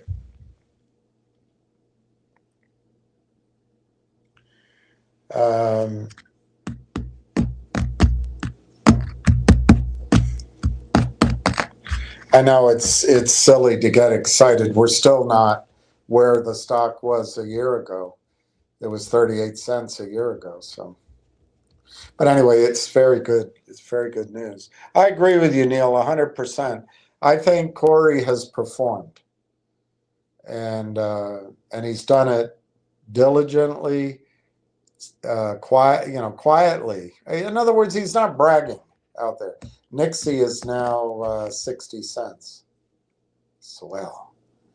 Next trip is 314. Wow, another million share day on the Canadian exchange. Let's see where that closed. It's over a million, Neil. 1,119,000. That's just what you want to see. 2 million share days in the row. It's awesome. It's just awesome. Ryan Williams. I just bought my first 10,000 shares. Well, you know what, Ryan?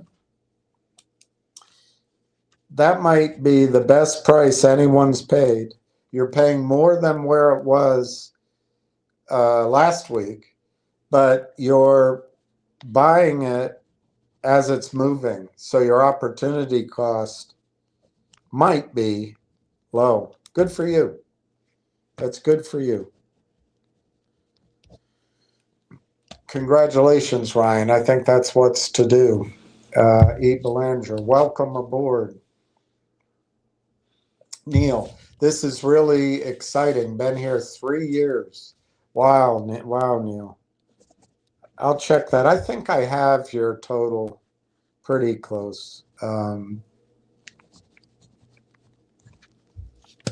I think it's great. I don't question you, but that those companies are doing 500 million in revenue now is huge. And then you ask yourself, how much are they spending on hyperscalers to generate 500 million? 150 million? Times 2, 30 million?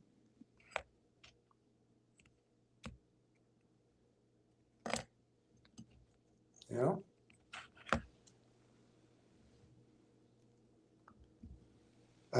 E. Belanger says, great position, Neil. Exactly, Neil. It's awesome. That is an awesome position. Awesome position. Account settings. Hello, William and all. Do you think by the time we make some money in real time, we still get a good price on silver? I mean, by next year end, where do you see the price of silver? Well, I think silver is extremely volatile, and I still stand by my little projections here. For the last 2 years, I've been saying silver is going to go to 120. Maybe I've been saying it for 3 years. I now think silver is probably going to go to 150, 160 in this rally. But I think silver will be, if the market's correct, which I think is possible, I think silver will come back to, it depends on how high it goes. If it goes to 160, I think it comes back to 110, if it doesn't go much higher than 120, it'll pull back to $80, $75, and that's kind of what it's done. That kind of magnitude is what it's done. Others say that it'll pull back to $30, $40. I don't see it. Now, if the stock markets correct violently, anything can happen over a period of 2 or 3 weeks. But no, I do not think you're going to get a chance to buy silver inexpensively. That's what was on offer the last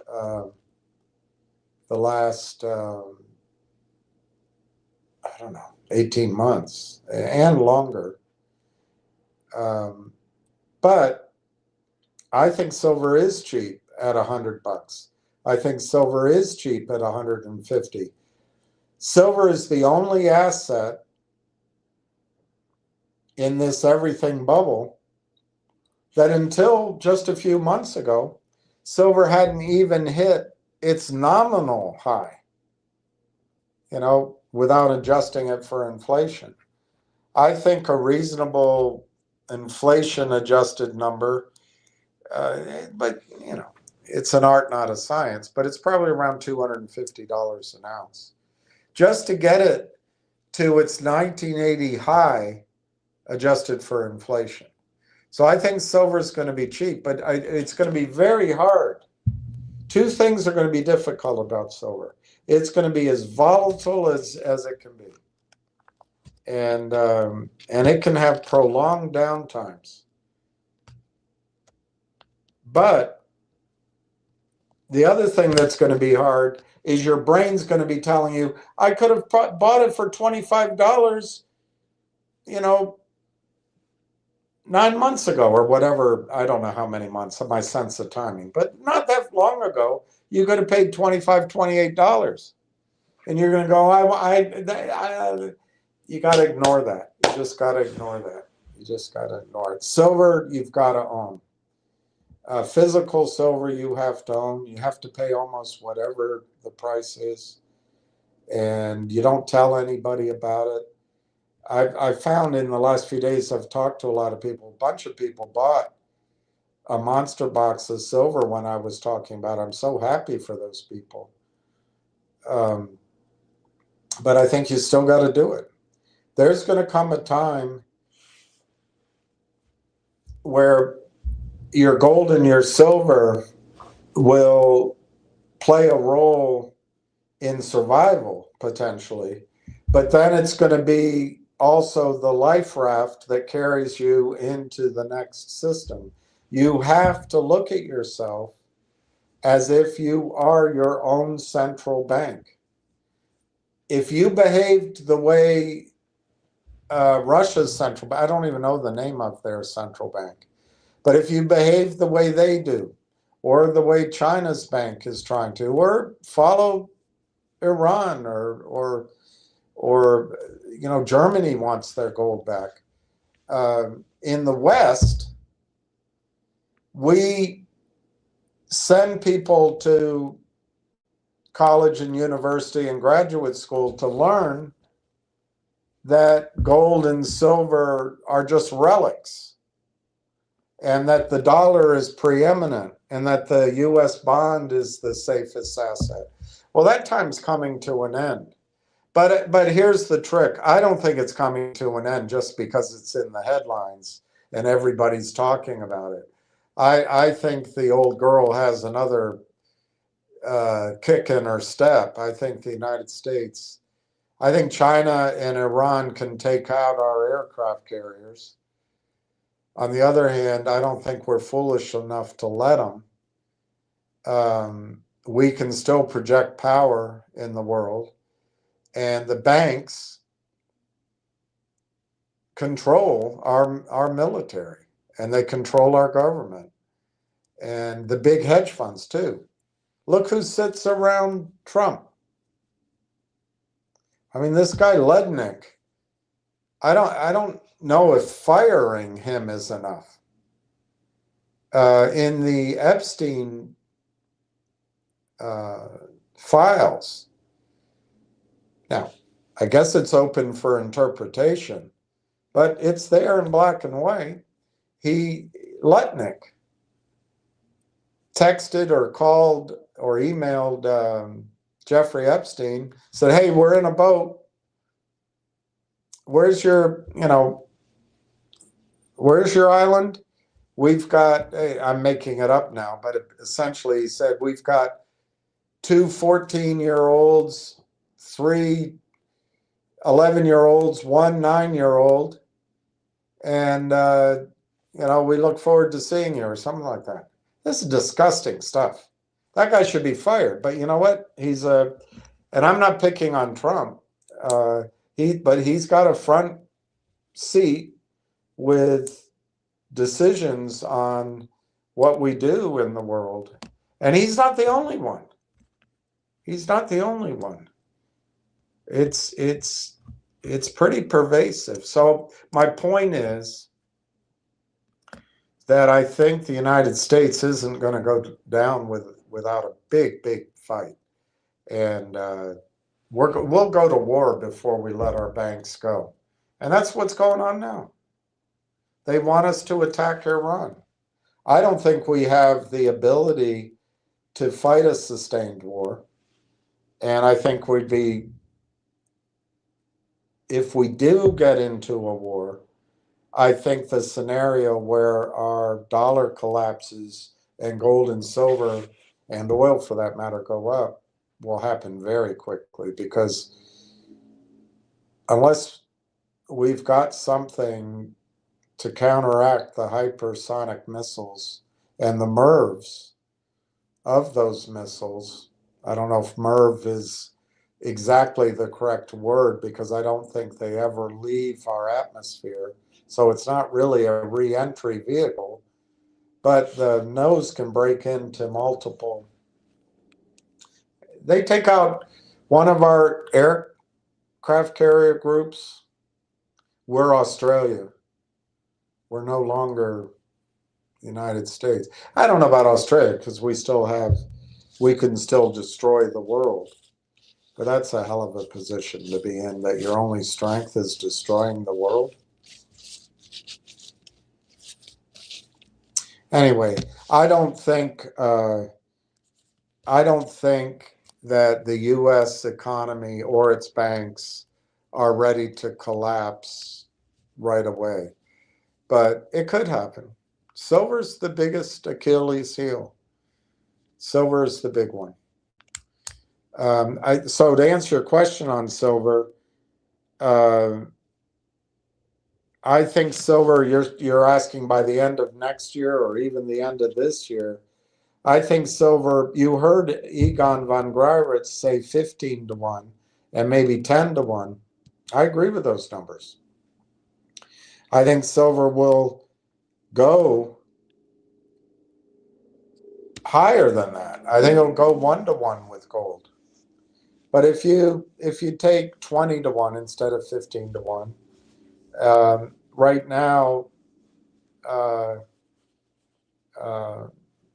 if you use gold at 5,000, so I mean, conceptually, silver should be $1,000 or 800 anyway. I think gold.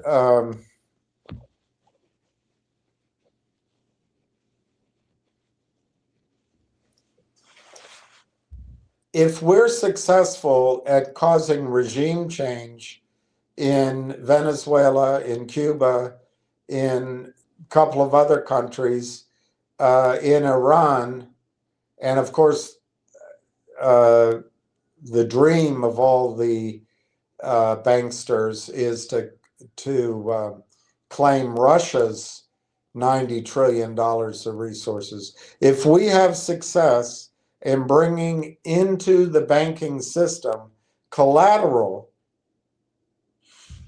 by regime change, lending them money, we can kick the can down the road again.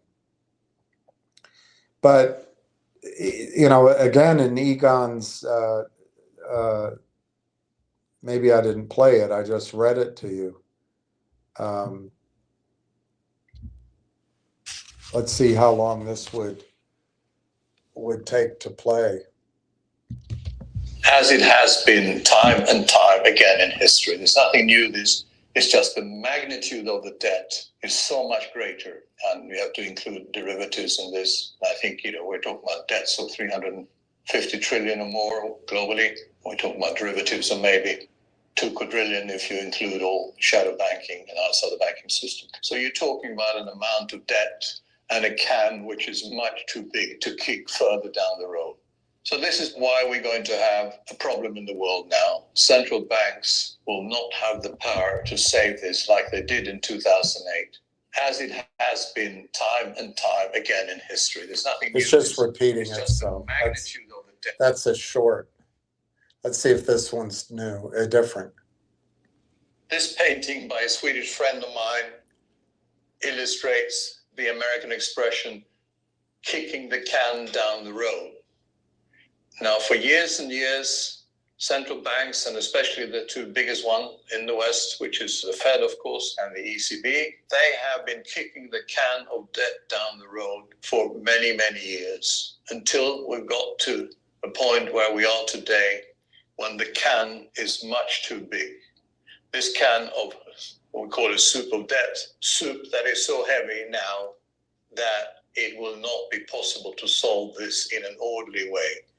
You get to a point where money printing becomes worthless, and the money becomes worthless, and this is what we're seeing now, with gold reflecting that perfectly. Since 1971, all the currencies are down 99% or more against gold. And we're now moving to the period when the final 1% is also going to disappear as gold. So gold will go up by multiples, and paper money will go down to zero and be worthless.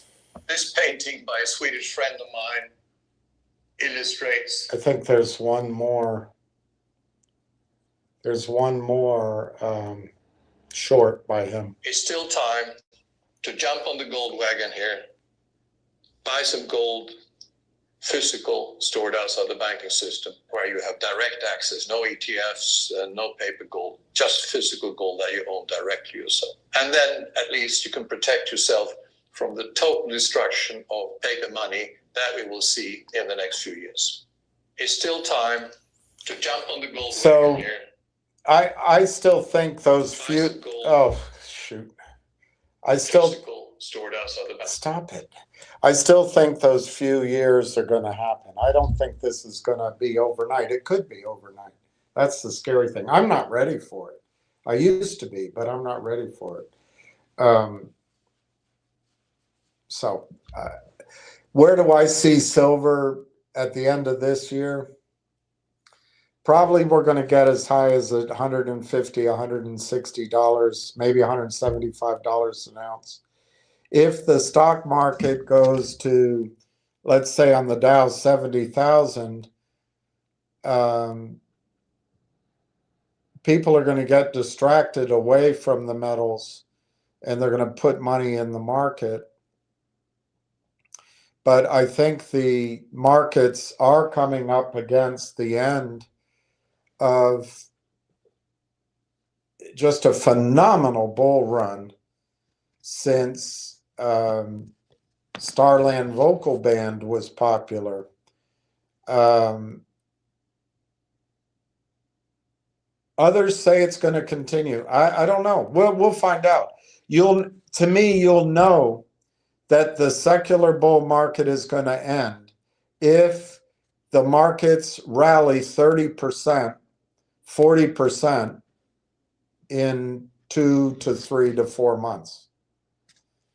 When that happens, and it could happen this year, I think the markets will collapse.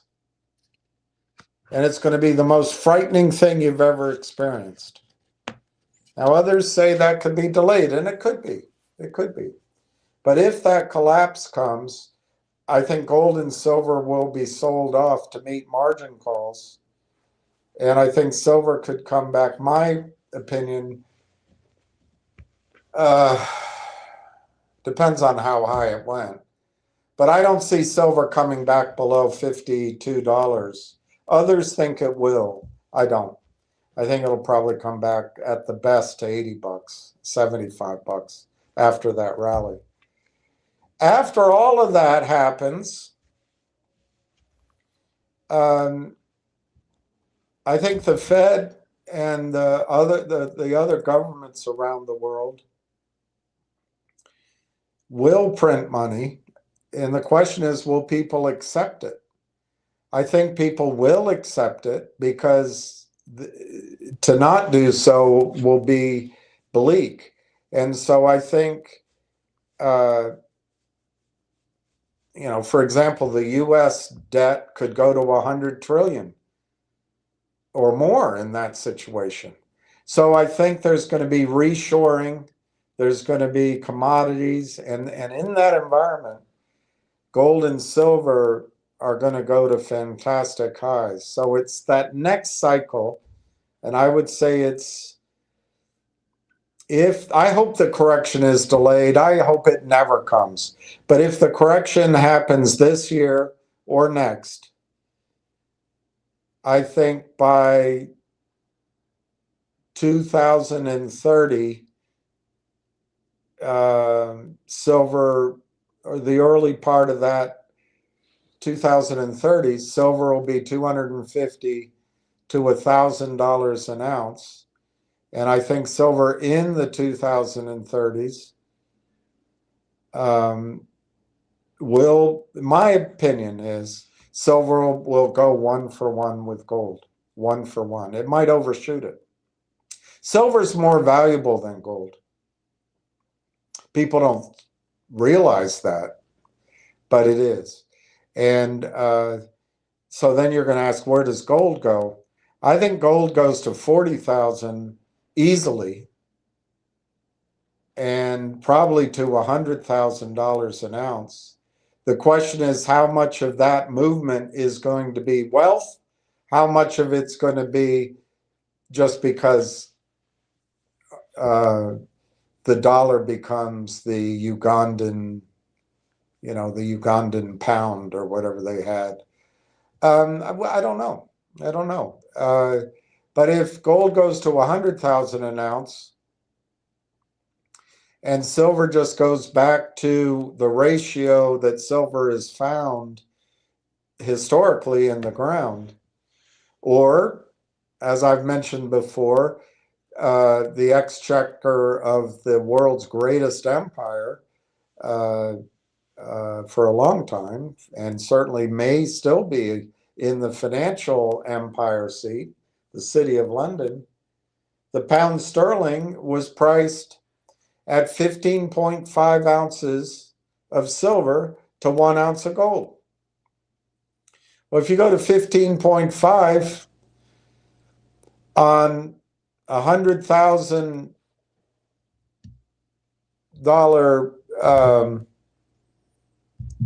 gold per ounce,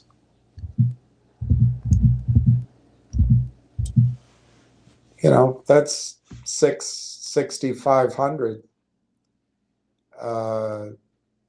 $64.51 is what I got. That's $6,000. It's over $6,000 an ounce for silver. That's what's coming, and I don't think it's going to stop there. I think silver's going to get way out of whack, and that's where you're going to have to start thinking in cycles, because there's going to come a time, if you have a monster box of silver, that could be worth, just using that number,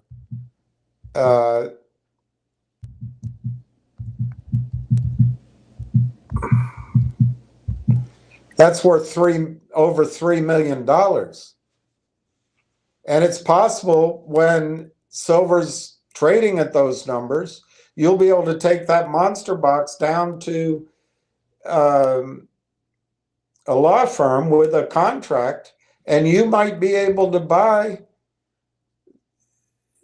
an office building downtown, or you might be able to buy a factory. You might be able to buy a residential apartment complex. You might be able to go buy an entire oil field. That's how whacked things are going to get, I think. Of course, I think that's 10 years away, but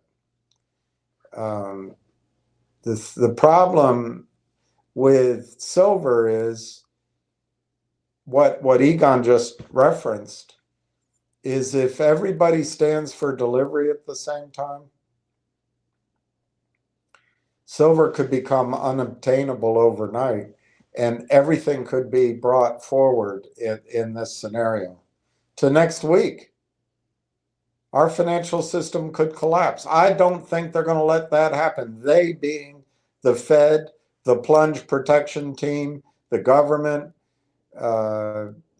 Israel, London. They're not going to let it happen. They're not going to let it happen. But if it gets out of whack, things could. That's why it's good just to own it. Anyway, that's a long answer.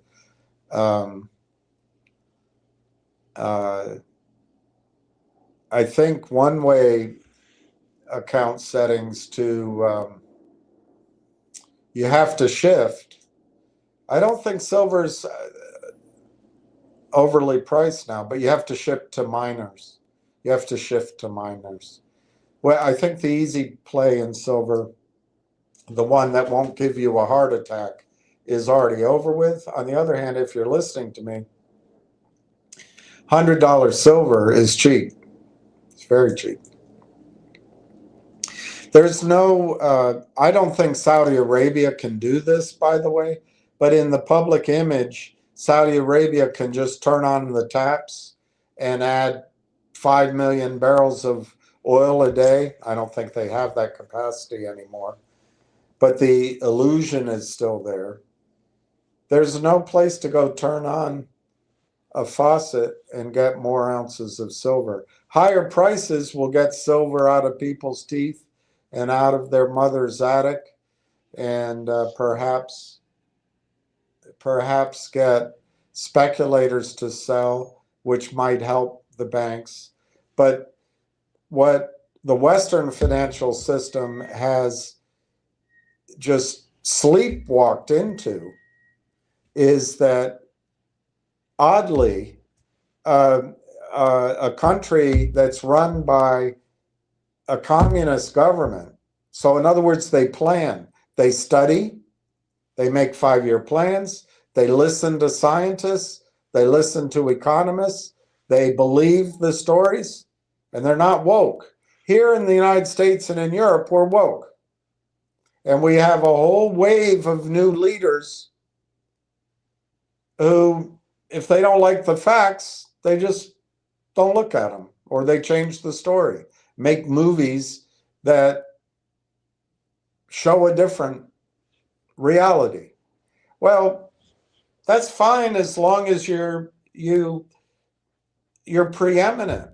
But one of the results of what's going on is gold, and now silver, is moving east. Physical gold and physical silver has moved east. And it's out of our systems. We still, if you go to your wealth advisor, and if you treated the entire North American wealth advisory as one wealth advisor for simplicity, and you went to her, she still allocated less than 0.5% of overall wealth to precious metals. All you need is one big move. And I mean, I don't have the numbers in my head. I've read them. I just don't have them.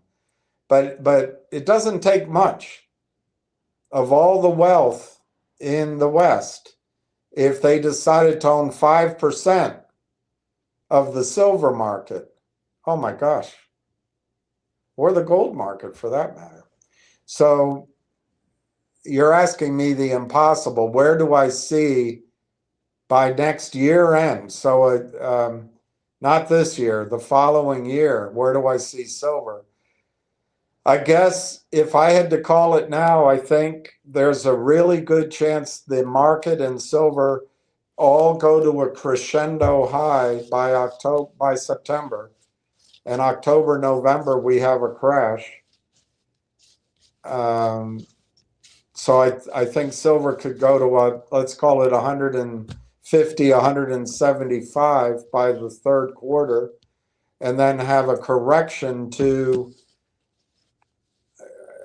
I would say, 75, maybe 65. Others say it could go lower, so got to listen to them. But I think it'll be short-lived. And then by the end of next year, I think silver would be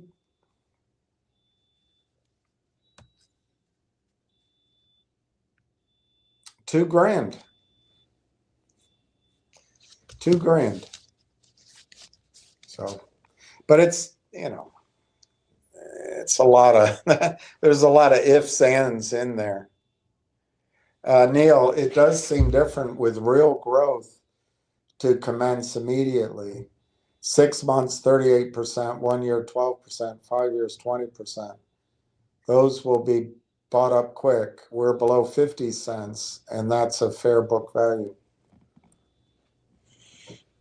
So I don't know, Neil,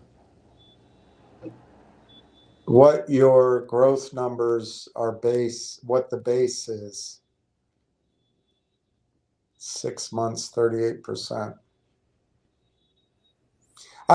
If you're talking about Railtown, which is what I think you are, I believe Railtown's going to go.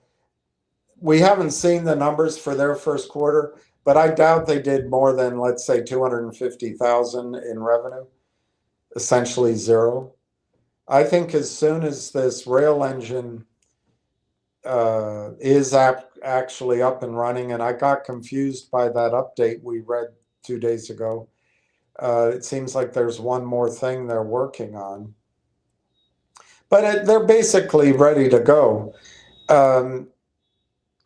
They finished at the end of January. I don't know. Let's say they install it down in Mooski, and it takes them a week or so to make sure it's all up and running, and then they test it for a couple of weeks or longer. I don't know. I just think they're going to start that revenue stream, and I'm talking about TELUS. I think TELUS has so much invested in that, they want to get that revenue stream going soon. And once it starts, I think you're going to go from a zero revenue base. Just using round numbers, I think you'll be able to project 50 million and growing ARR from the network companies. And I would guess you're going to be able to quickly ramp to 100 million and growing from TELUS's own customers. Well, that gives you 150. And by that, I think that's going to be, I think people looking at the numbers, looking at the ramping and doing some projecting, that's what they're going to come up with maybe in the second quarter of this year. Now, hear me, so that the timid tiger and the toasty turtle don't get confused. I'm not saying they're going to book that revenue. I'm saying it's going to be projectable during the second quarter. And if there's any kind of growth projection on that, and there's any kind of urgency to own Railtown's technology, oh my gosh. I think you go from zero maybe to 250 million in revenue projections by the summer, and maybe if the company's still around on its own, maybe you're at 500,000 in annual recurring revenues by the end of the year. Projected. But once the revenues come in, they're going to stay, I think, at this beautiful data center, the one beautiful the one big, beautiful data center, big, beautiful Canadian data center. And it's just a huge story. So I don't know exactly what you mean by 38% for 6 months, 12% for a year, and then a 5-year compounded rate, because I don't know what your base is. But I think, I guess what I'm saying is over the next 4 to 9 months, I think Railtown's projected revenues are going to go up like, like a powerful roller, on the one side of a powerful roller coaster ramp. It's just going to be unbelievable. That's what I think. Neil Grondick, Railheads its own, holds its own the past 2 weeks. Now we know why. Yes, I agree with that. Matt Kolar, I think we have one more big sell-off in silver. I think you saw it. I think you saw it.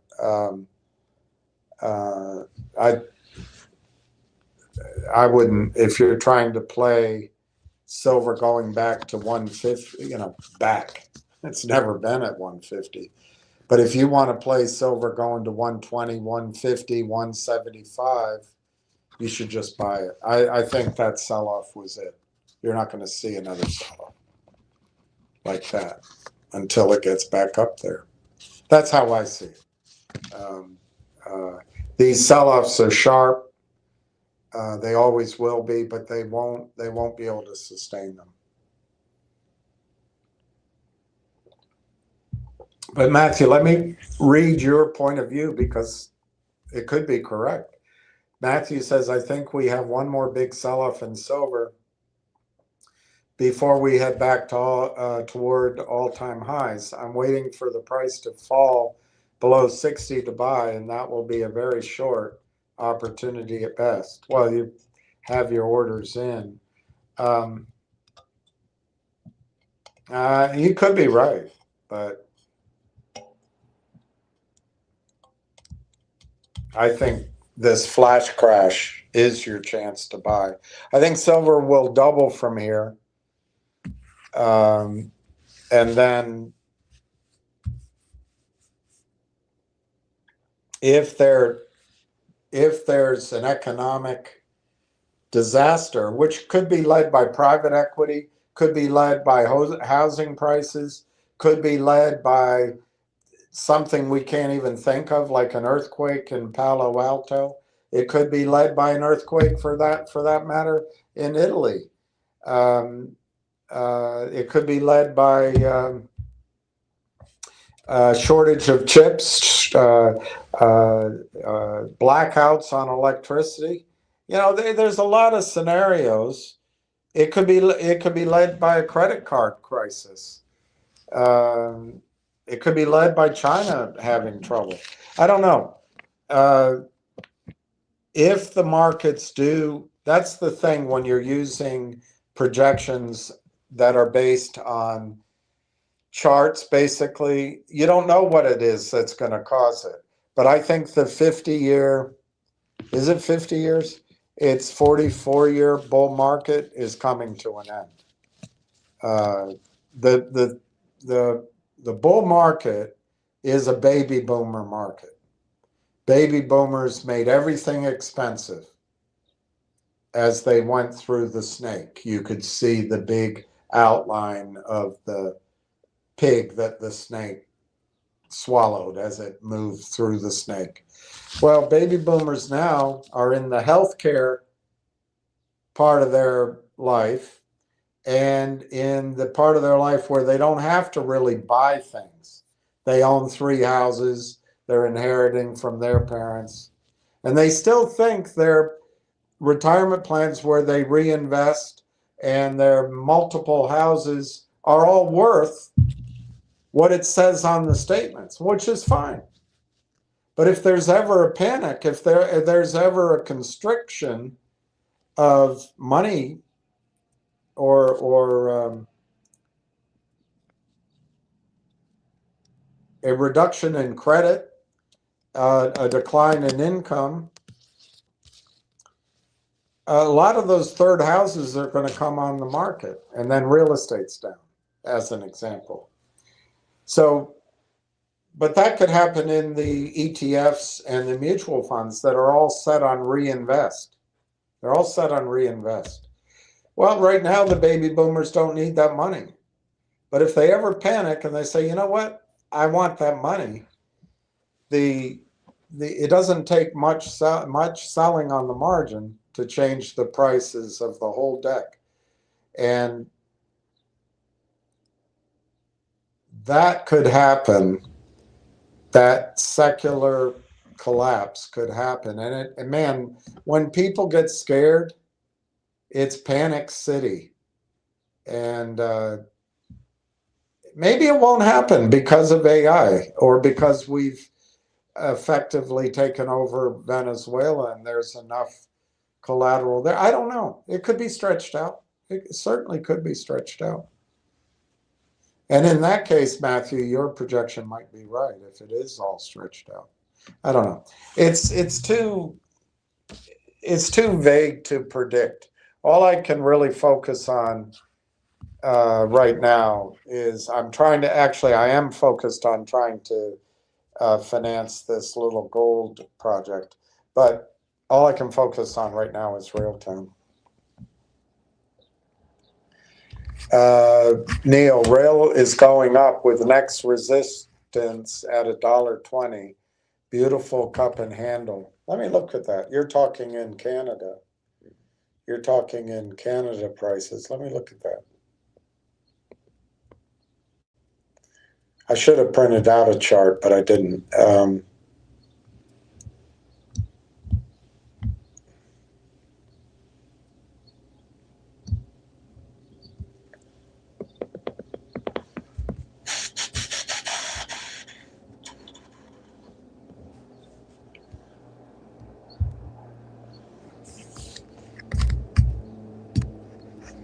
I don't know how to read that cup and handle.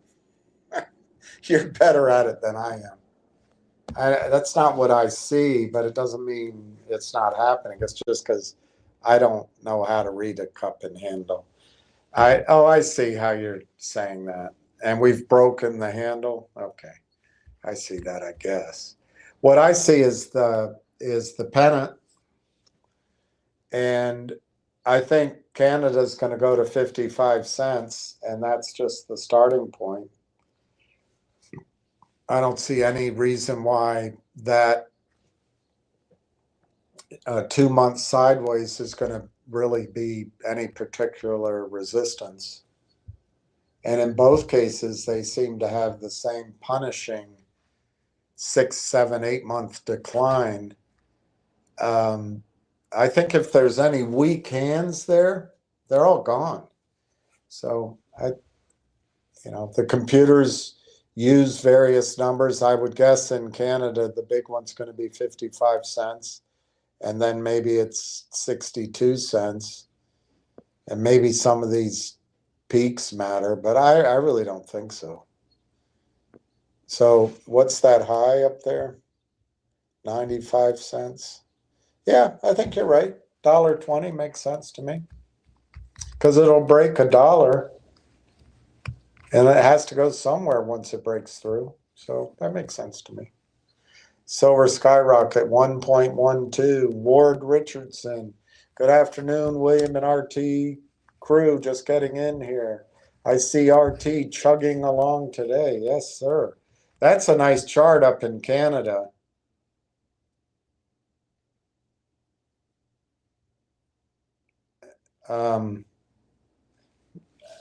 Maybe it pulls back a little bit, but I don't see why it needs to. In USA,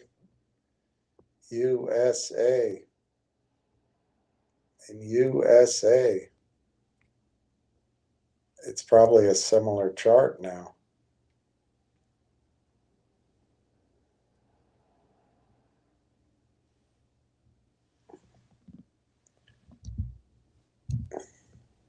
No, I'm not getting it. So let me go up here.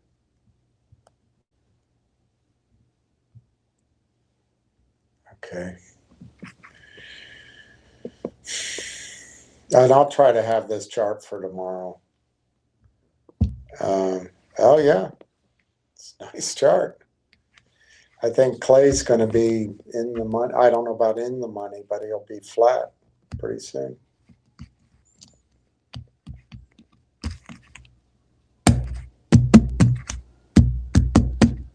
Beautiful, beautiful, beautiful, beautiful. Neil Gondek. Years back, they said gold should be 2,500, now 5,000. Well, here on my little prediction, I don't know if you can see it, but I've been showing you this card for over a year, maybe 2 years. 5,000.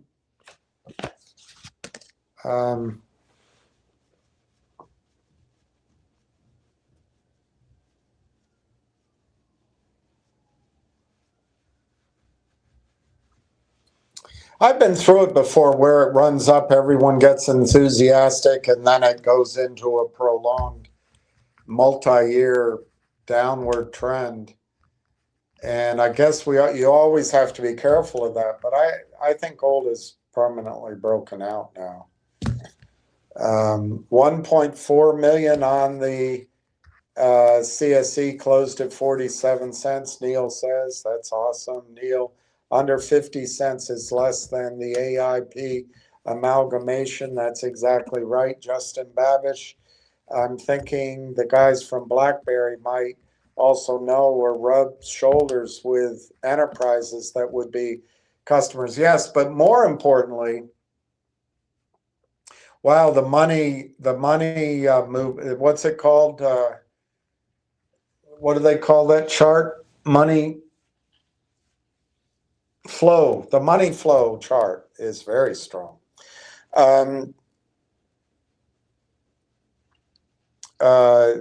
I think what's more interesting, Justin, is who they know that's going to come in, perhaps buy the stock, but it would intrigue me very much who they're talking to watch, keep an eye on Railtown. And then, you could have a bidding war. I mean, it's one of my questions to myself is, am I wrong in thinking there's going to be a buyout next quarter? Or again, just to be clear, I'm not saying it'll close. I'm saying they'll receive an offer to be bought next quarter. I don't know if that's just too optimistic. I don't know. E. Belaninger, 57 cents. What a run. Well, you ain't seen nothing yet. Or better yet, they might be into a new big company business idea themselves, and they'll use Railtown. That's an interesting point, Justin. Better for them to share the benefits.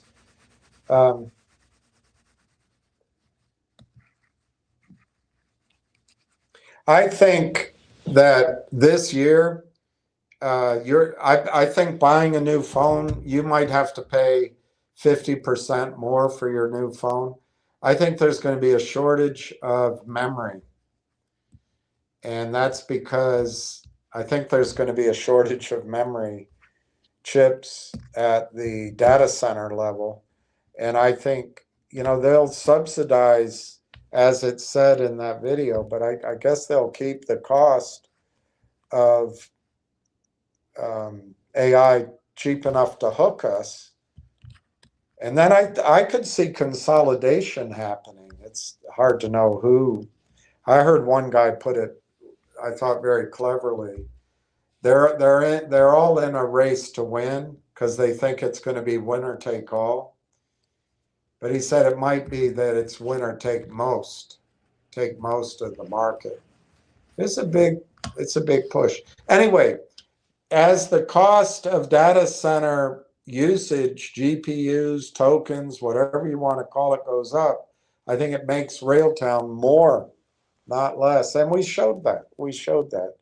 And maybe you're right. These guys would know for themselves, or they'll know in their mind places to put Railtown as a buyout. Lion of some fades. I think Railtown is going to explode soon, and we'll be saying the classic Spanish phrase, todo lo que uso son.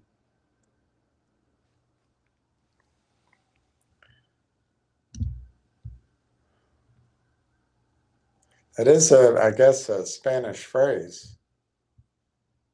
Todo lo que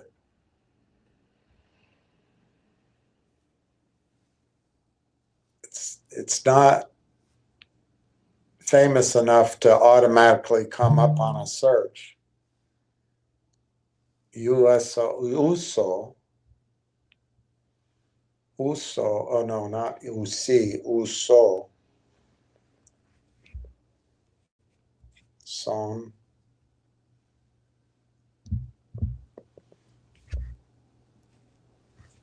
It's not coming up. Tangas.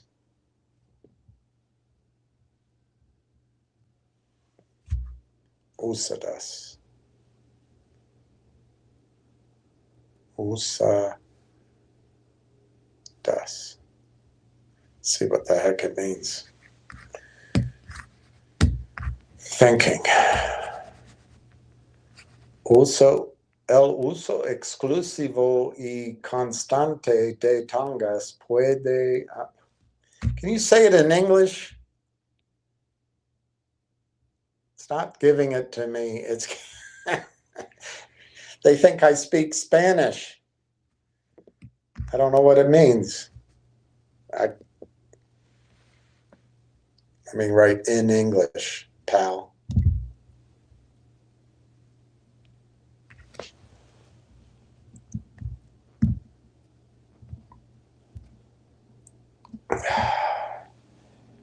Let's see if they translate it. So my whole page is on Spanish now. I guess they think I'm Spanish. That's what they think. I'm Spanish.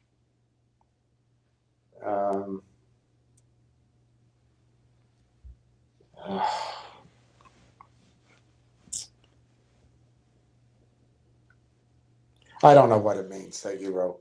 I give up. It's taking me to telling me hockey. I have no idea. Let me write it down. I'll try to look it up later. Todo lo que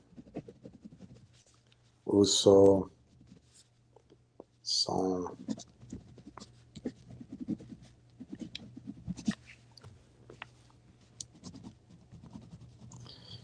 I think we'll be all saying that classic Spanish phrase will be on the tip of all of our tongues. Sean Noyce McCurdy. William, what is your best estimate of a range for Railtown when it starts to run? How high do you see it going? Well, that's a broad question. I'd say it is running now. I think it's going to go in the United States. It'll go to 44 cents. Might pause around there. Then it's going to go to 70 cents.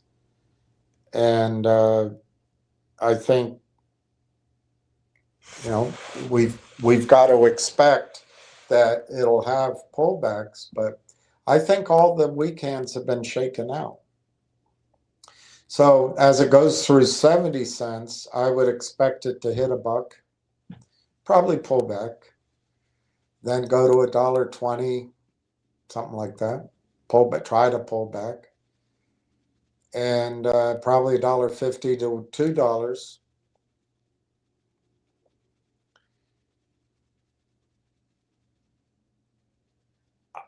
I don't think it's going to take very long. And this is where I disagree with the turtle and the tiger and the platinum blonde. I think if you trade it, you have the risk that you get out and you can't get back in. Well, wait, I don't understand. If you sell, can't you just buy it back? Well, if you want to follow that strategy, I think you might be disappointed. I don't know how, Sean, it's going to get up there. I don't know how long, but I think if we use the higher number of fully diluted shares, let's call it 240 million shares, and we assume Lang Chain is worth $1.5 billion right now.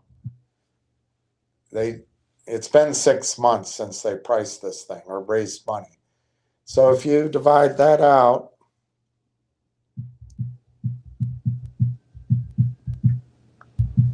that's $6.25 a share.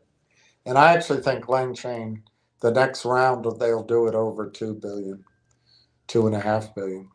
So I think it's headed to $6. And I think as it climbs, there might be some hesitation back and forth as it climbs, because not every retirement fund and not every pool of money can come into a stock under $2 or under $1 or under $3 or under $4. But once it crosses the Merrill Lynch rule, $5, I think you could see a lot of buying. And when you combine buying coming from all over the place, potentially, and the stock loan desks and the automatic approval for these hedge funds just to spit out fake shares ending, I think once it crosses $5 or $6, you could have a $12 stock in a heartbeat. So Sean, I would not treat this as a trade. I'll tell you if I feel that way, but I don't think you treat it as a trade. I think you treat it as something you're lucky to own. You hang on to it. There will be volatility, but you risk.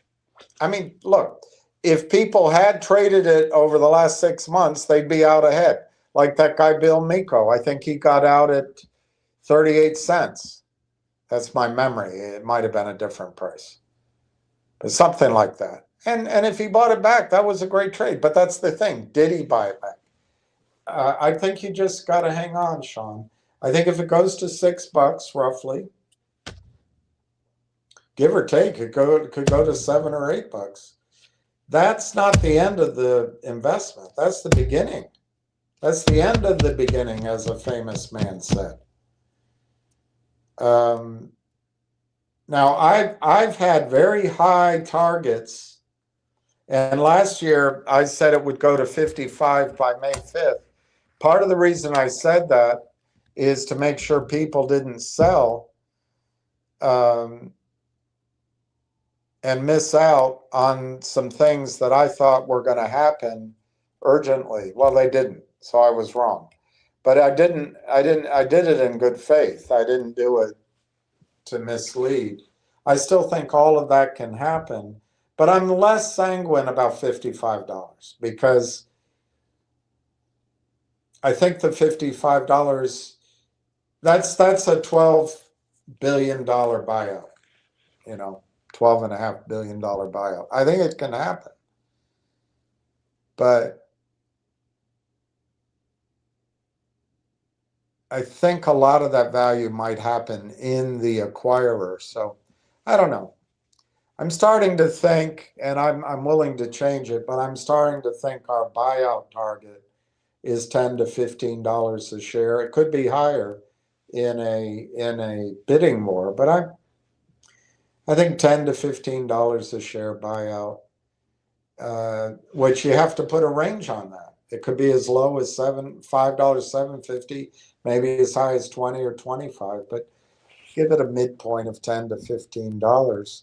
And Sean, if you sell out and you're thinking of it as hot money, like it's like it's a GTII or a MMAT, you're gonna miss out on something that can change the value of your account. I do not think there's any reason to sell this stock. And I will tell you, I mean, you got to adjust to situations. And of course, price, if for some reason it went out of whack. But why not? Why don't sell it? Because if it's outside of a retirement account, you know, if they came along and bought this company at 2.4 billion, that's $10 a share. What if somebody offered 5 or 6 billion? $20 a share. You get all of that into, let's say, a Microsoft or into a NVIDIA without having to pay taxes for that bump in your equity. I just don't think you have to sell this stock. I don't think your focus should be there unless there's a squeeze, and I hope to hell there is not a squeeze. But that's just my point of view, Sean. My best estimate of where it's going to go is $5 to $7, and I think that could happen very quickly. Ironically, once it crosses the Merrill Lynch $5 threshold, it could double in a couple of days.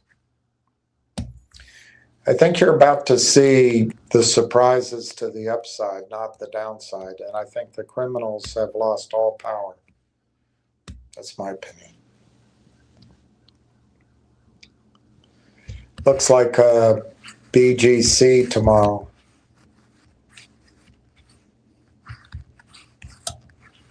Yes,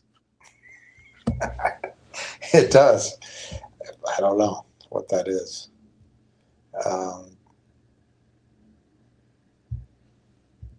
Sounds good to me.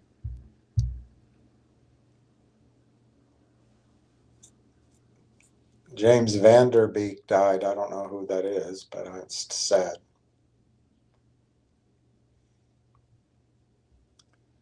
Blake Lively, whoever she is pissed off.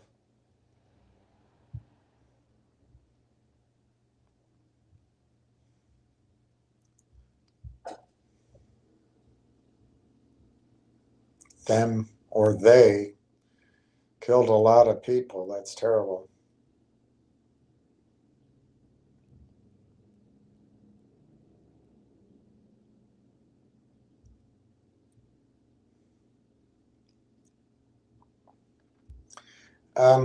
I'll try to have a chart tomorrow.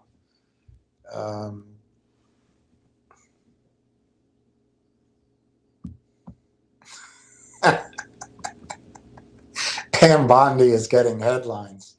She called Jamie Raskin a washed-up loser lawyer.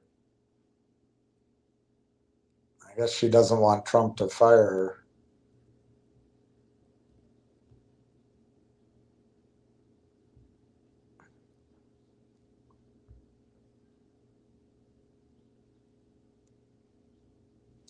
Democrat Becca Balint shouts at Bondi, storms out of hearing.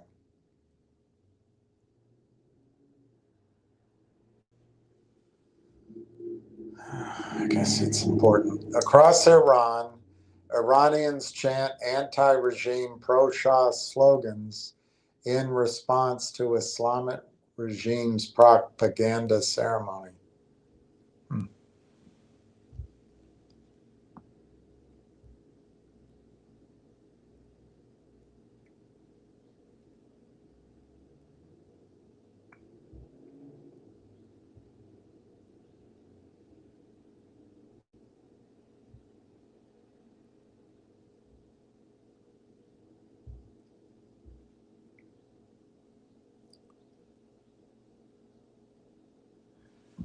Uh-oh. Kurt Cobain was murdered. Not the other word.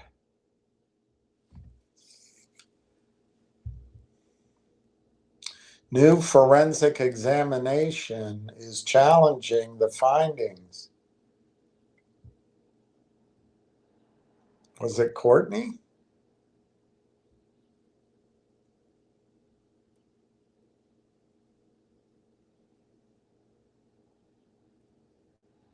If he divorced Courtney, she'd lose it all.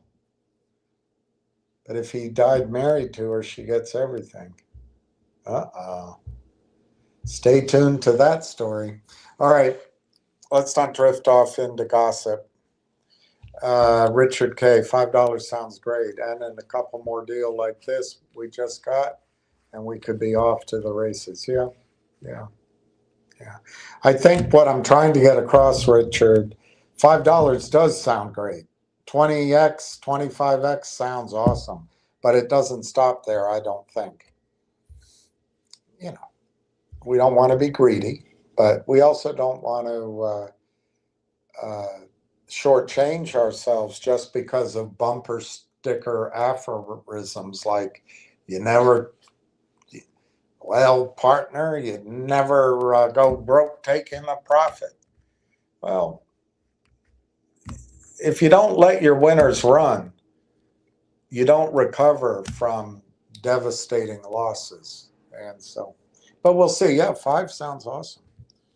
All right, I'm going to sign off. It's 5 o'clock. I wish everyone peace. I'm glad we're still at peace in the world. And tomorrow is Thursday. I have a doctor's appointment Friday, which I'm going to try to change. But my guess is I'll be on time. I'll be on in the afternoon tomorrow.